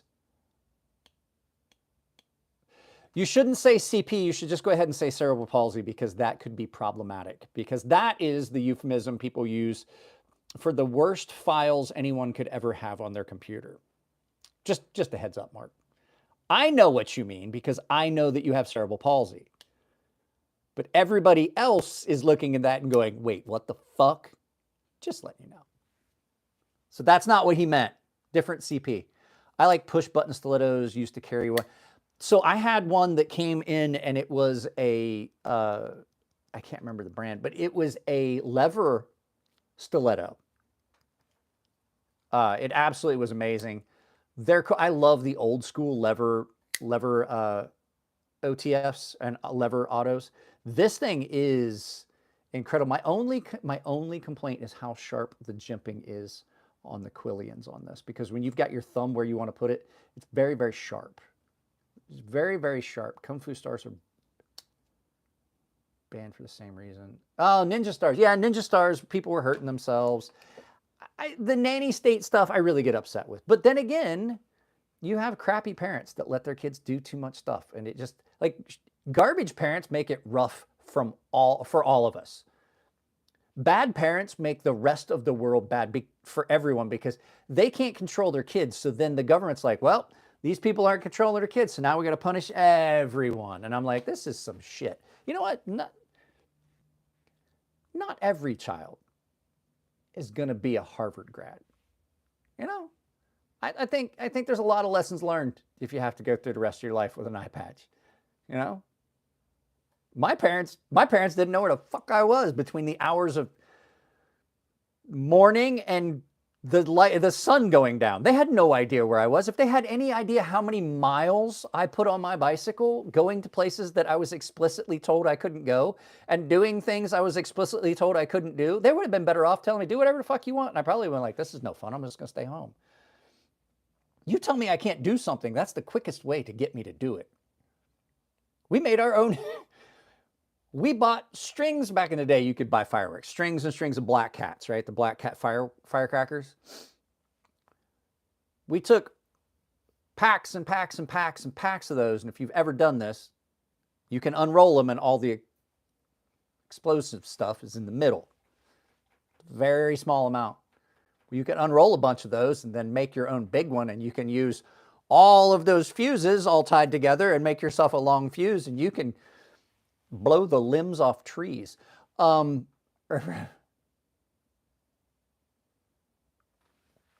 went places. We were out in the woods. But here's the thing. City laws wind up affecting people in the country. There's a lot of people that I could see having a good reason to own a switchblade, right? There's a good reason for a lot of people to own. Mark has cerebral palsy. A push button auto.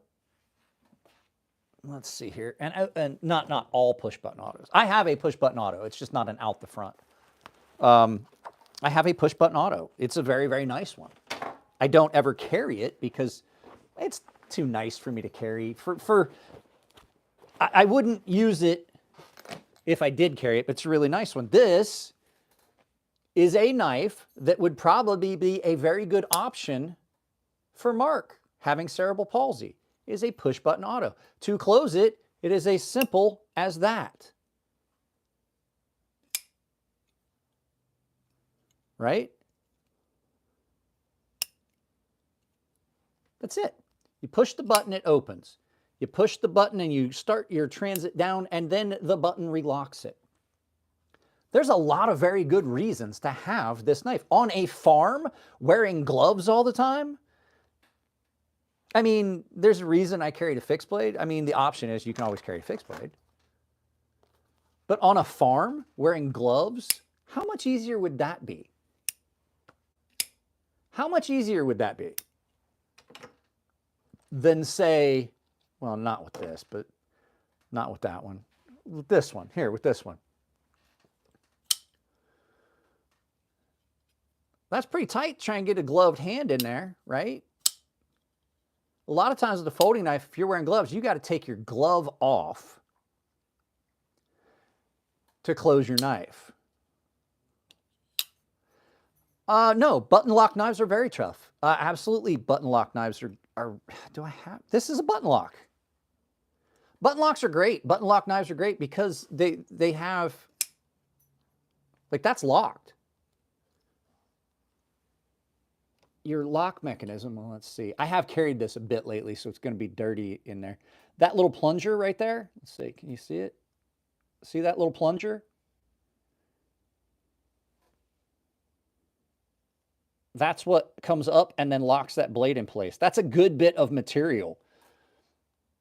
That's a good bit of material that's actually locked up against that. Button locks can be great. The only thing that button locks suffer from is, and I don't know how well you're going to be able, I have a knife. I have a knife that I can show you better. I have a better example. I have a really good button lock down here in the knife case below me in my feet here.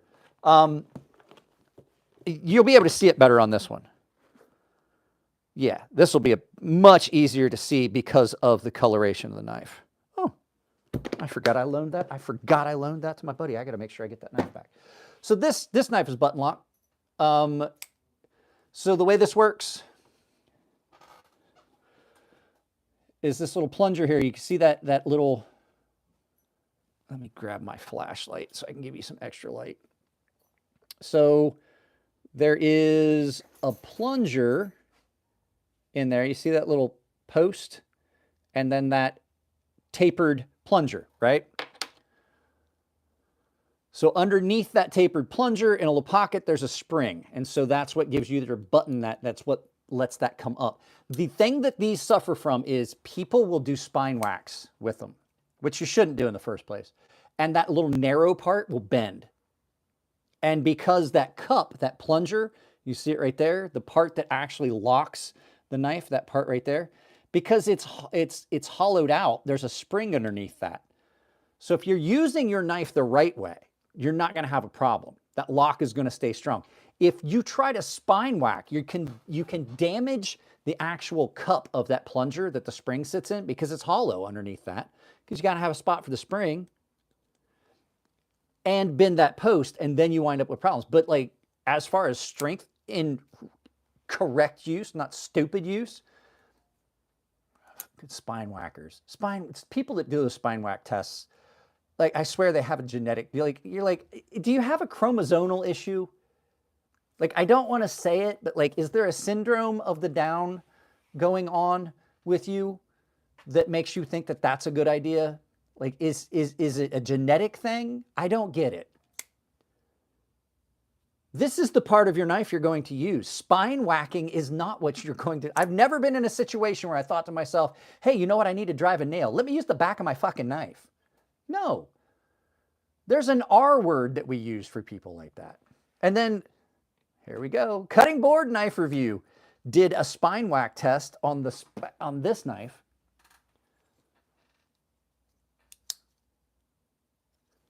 Bang. Right? Did he do what I just demonstrated, where my thumbs and everything are out of the way? No, he grabbed the knife like this and went behind his head like he was trying to chop a tree down. And of course, the lock failed. Any lock at that point is probably going to fail. Your explanation of spine wax doing accident. It's the dumbest thing I've ever seen. Now, a small tap, you do want the integrity of your lock to be tested.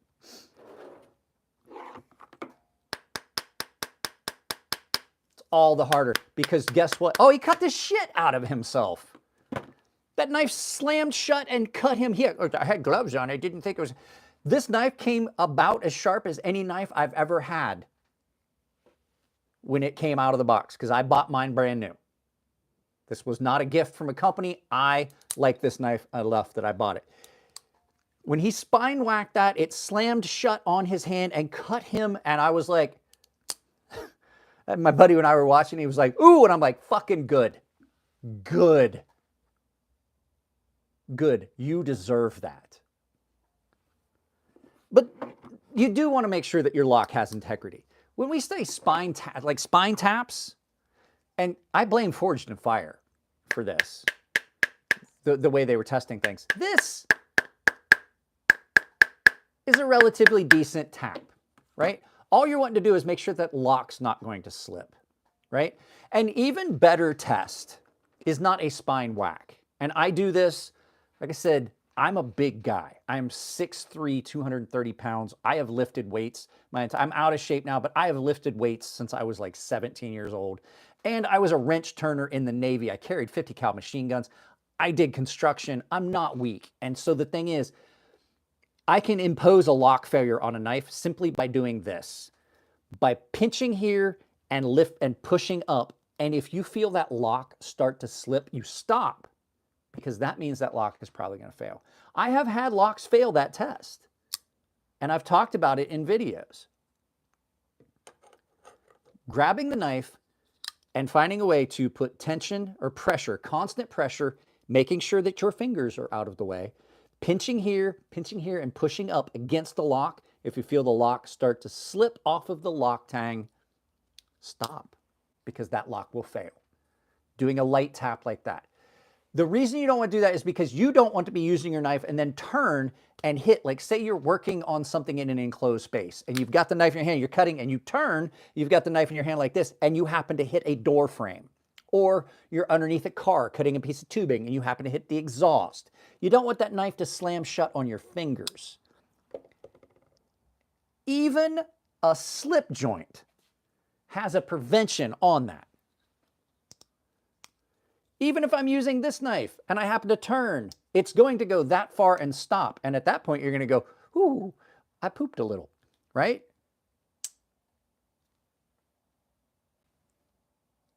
I just don't understand which lock can be open and closed without the most fatiguing. I think that probably the button lock open and close the most, because the fact is that there's a spring underneath the plunger. When you're doing, or those two, this is the axis lock, especially this one. You're not actually fatiguing any of the physical metal. As much as I like the compression lock, the lock bar over time is going to fatigue. Right? I like frame locks. Over time, where'd I put it? I have a pile of knives now on my workbench.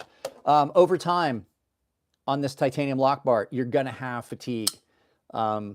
These not so much. Like once you figure out the proper pressure and tension, this should last a lifetime and not be an issue.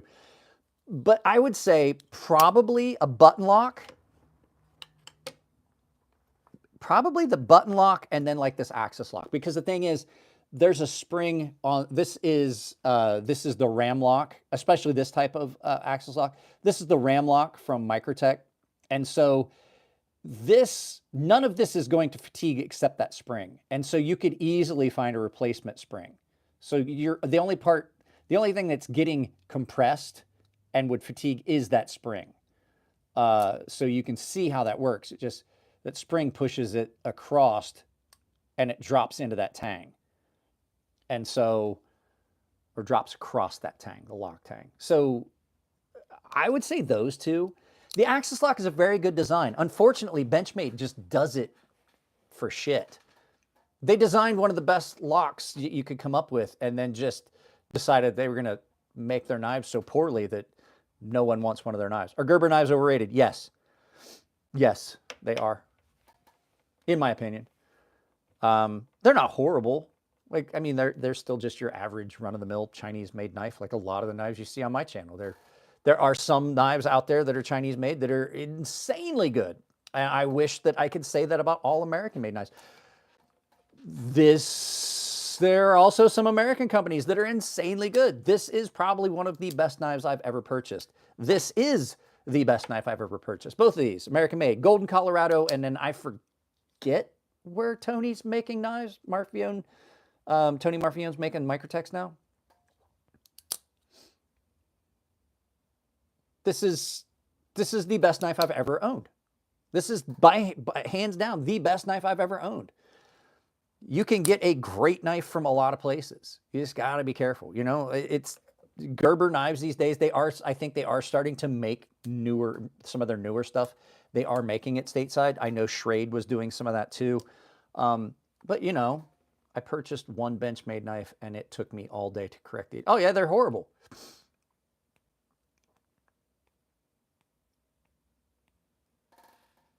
Eddie, you mean Bear Grylls? So, I mean, they're run-of-the-mill. They're mediocre. I have found that there's some companies that just do it great at a budget price.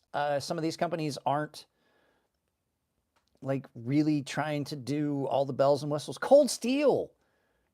Cold Steel has some amazing knives. Like I said, I would have to say that if I had to pick a company that I've owned more knives from, it would probably be a close tie between Spyderco and Cold Steel. I have owned so many Cold Steels over the years. And like I said, Gerber used to make great knives, but then again, so Gerber used to make pretty good knives, but then again, so did Benchmade. The thing I will say is Gerber started making stuff offshore. So, you know, a lot of people don't like, the Gerber stuff now that they're made offshore. I find a good knife is a good knife. I don't,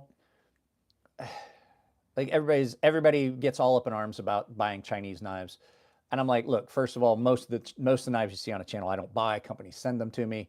I specifically, if you guys saw the video, this is a new knife from this company. This is probably one of the worst production knives I've ever had come in. And I told them that, like, no matter what you send me, whether you send me a knife or not, does not give you a pass on a review. If this is a bad knife, it's going to get a bad review. And it did. But they sent me another knife, and a little preview, because I'm filming this video either today or tomorrow. The second knife they sent me is really good. This is a really good knife. Does it have some issues? Yes. But this is a really good knife compared to the other one they sent me. It's got some issues. But I'm going to tell you right now, compared to the one they sent me, this is not a bad little knife. It's not going to get a great review, but it's also not going to get a bad review. And if you send me a knife, you're subject to the same as if I bought a knife. As a matter of fact, I'm probably going to judge it more harshly. I will tell you, there's some knives that I've bought that I put off doing the review for quite a while because the fact is I know I spent a lot of money on them. And knowing that, I'm going to be more biased because I don't want to find things wrong with the knife. This one, I bought this. Ooh, hopefully that didn't screw up the audio. I think I just yanked the cord from my receiver. Did the audio change at all? Because I just yanked on the cord for my receiver. I bought this knife. I had every expectation that I was not going to be able to do a review of it until after. I call it the honeymoon period. I absolutely was able to, because the fact is, this knife has had this is the factory edge on this, has held up longer than any knife I've ever owned. I don't know what magic, cauldron, and witch's brew and wizardry that black mass that they held at Spyderco when they did the heat treat on this batch of crewware. But I have had this knife since March, almost a year. And I mean, I want to point out the amount of scratching on this blade from use. It still has its factory edge. This edge has lasted longer than any factory edge on any knife I have ever owned in my life. That's still factory edge, and this used, as I said, you can see the lines on it where it's been through a ton of cardboard and stuff. And all I have had to do, let me see if I can get a better picture at it, just to impress upon you, like how much this gets used. Those lines you see going that way on this, can I get a better view of it where I can get the reflection on? There you go. See that? Those are wear marks on this blade. Wear marks on this from use, from cutting cardboard and cutting things that I probably shouldn't cut with something with a blade this thin and fine. That's still the factory edge. There's not a hitch or anything. All I've done is strop this. Just so you guys can see, that's still a factory edge. It's been stropped a few times, but that is still the original factory edge on this.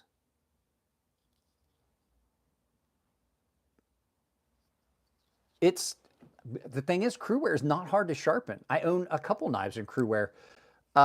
This has a custom heat treat on crewware. This is every bit, the edge on this has held up every bit as good. I've only ever had to sharpen this once, and it's because I took the edge off of it to prove a point, and I cut cardboard for an entire video with no edge on this. Then I resharpened it. I've only ever had to sharpen it once that time because I took the factory edge off of it.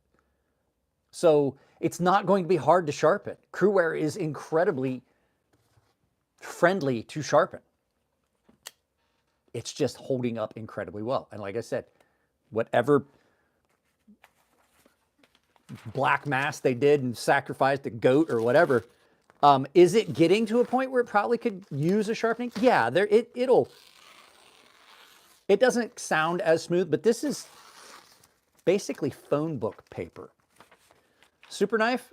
I don't know what you mean by super knife. Yeah, this. Best knife I've ever owned. But it just depends. This is the best knife I've ever owned. It beats $1,000 knives. I don't know what you mean by super knife. It depends on what you want. Not everybody likes this knife. I personally love this knife. I think this would qualify as a super knife. This beats my $1,000 Grimsmo Norseman. Not by much. But like, as far as Grail knife, Grimsmo Norseman. Would I sell this and then buy another one? Yeah. This is a fraction of the price. There is a fraction. This is a fraction of the price of a Grimsmo Norseman. I could buy 3 of these for what I paid for the Grimsmo Norseman. So it's, you know, an incredible knife.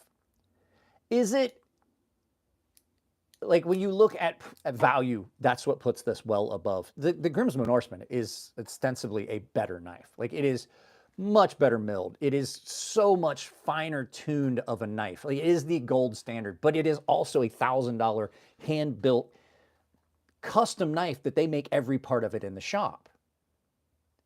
So for this to be as good is amazing. So EDC reviewer, what's up, bud? So I'm going to end this soon because, like I said, I've got a headache brewing. It could be my allergies from all the smoke and stuff we've been dealing with for the past couple of days. And I have a handful of things that I got to deal with. We got some stuff going on that I can't really get into here. It's family stuff, and it's not a divorce. My wife and I are not getting divorced. It's just we got some family stuff going on that we have to deal with, and so it's just going to suck for a while. So the perfect knife for me would be a button-like micarta scale clip point blade. You may want to look at, let me see, is it right here? It's in one of these two. It's in one of these two. Another knife roll. Another knife roll that we haven't looked at yet.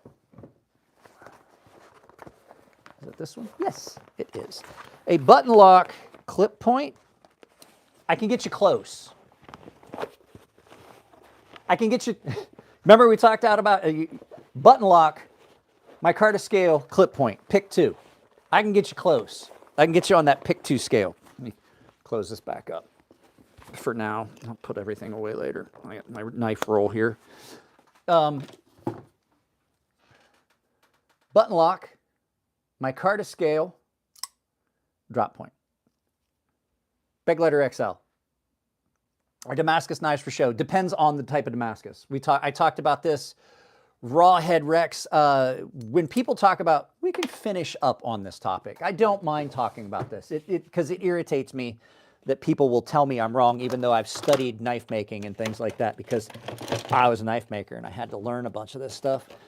So Damascus steel, technically, what we have today is not Damascus steel. Where did that little guy go? Damascus steel today, and I'm digging around, and I'll come back over here. Damascus steel we have today is technically what's called pattern welded, or Damascus pattern steel. That's not supposed to be in here. That's supposed to be up here because it's getting used for another video. And so what pattern welding is, typically, there's two kinds. You have the newer style, there it is. You have the newer style of powdered metal. Well, that's unfortunate.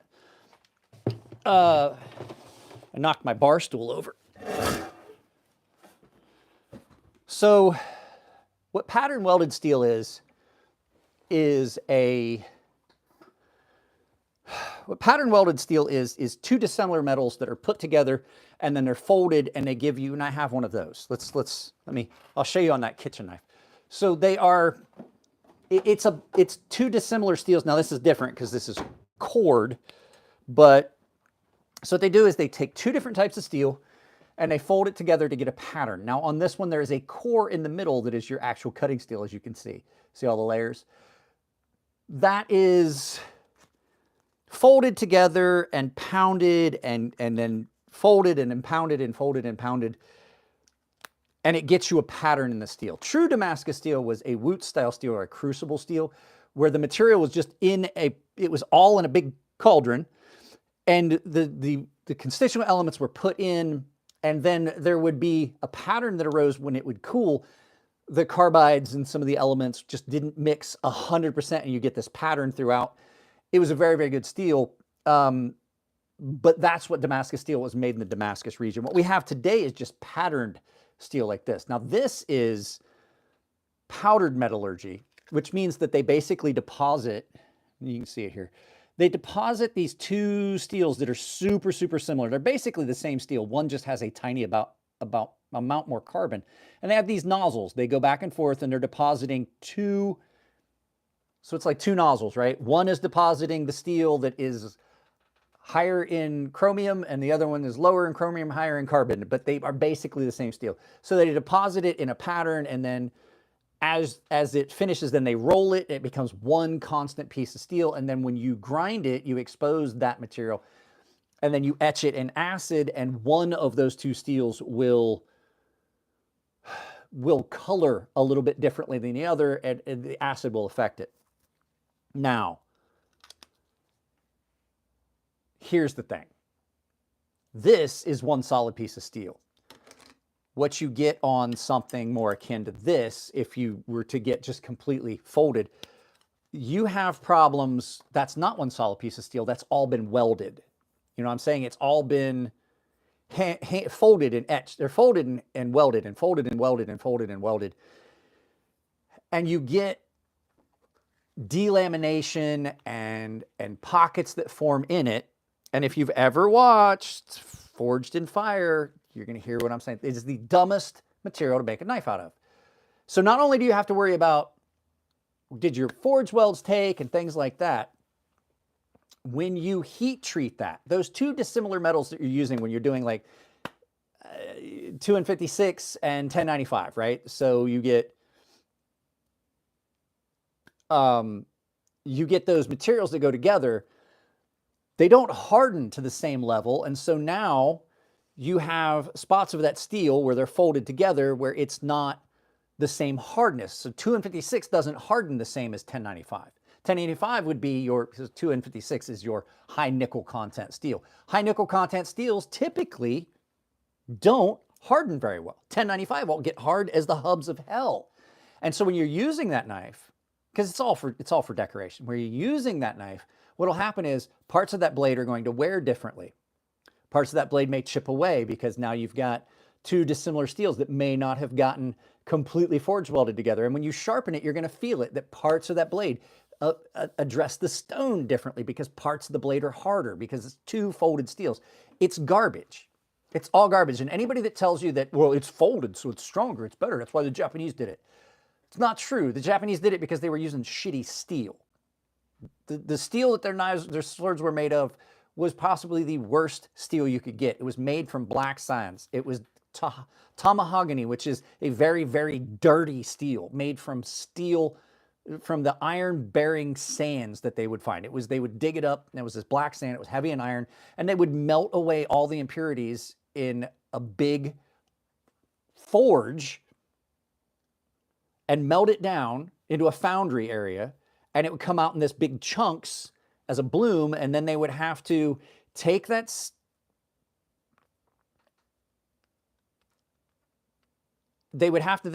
steel, which was still really dirty, and separate it into high carbon, low carbon. So the high carbon was going to be used for the edge, which is a lot like what Sanmai is. And then they would take that steel.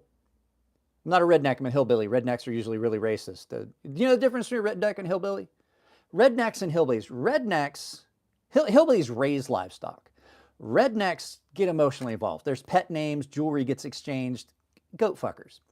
So, fuck you, not a redneck. Big difference. Typically really, really racist. At any rate, so they take that steel and they separate it. High carbon is going to be used for the edge. They're going to do a Sanmai. So they'll take that steel, they take the low carbon steel, they pound it out nice until they get a billet, then they're going to split that billet and they're going to put the high carbon steel that they've already constituted down. Now, the folding comes from them taking that because they now have to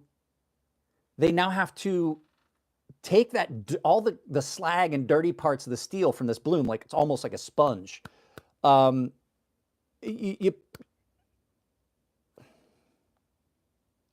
guess what? You didn't hear a fucking thing in my last feed. And guess what? Bye, you fucking retard. At any rate, oh no.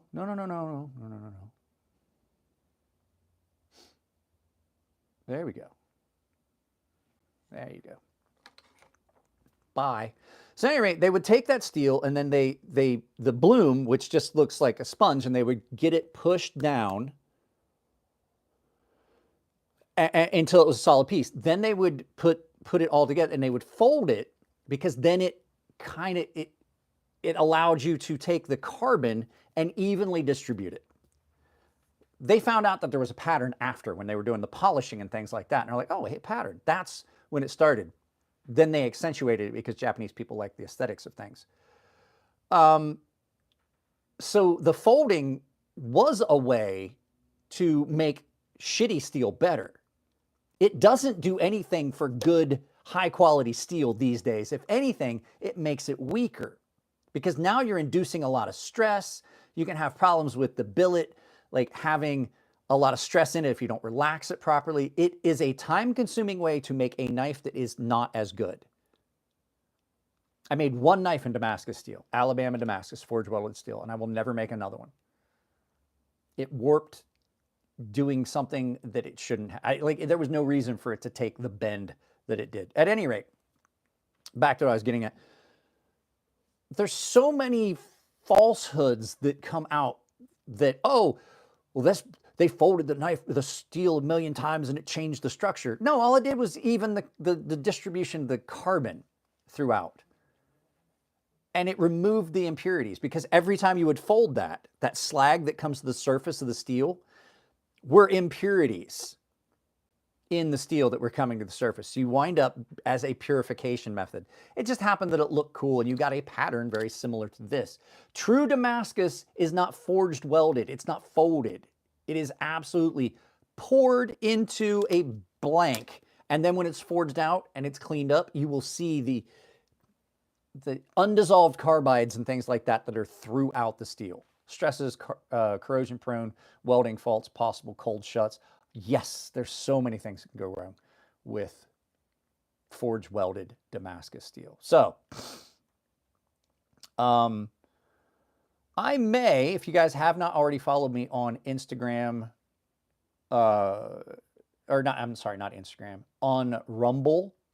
You can follow me on Rumble. I may go live on Rumble a little bit later. There's some stuff I want to talk about.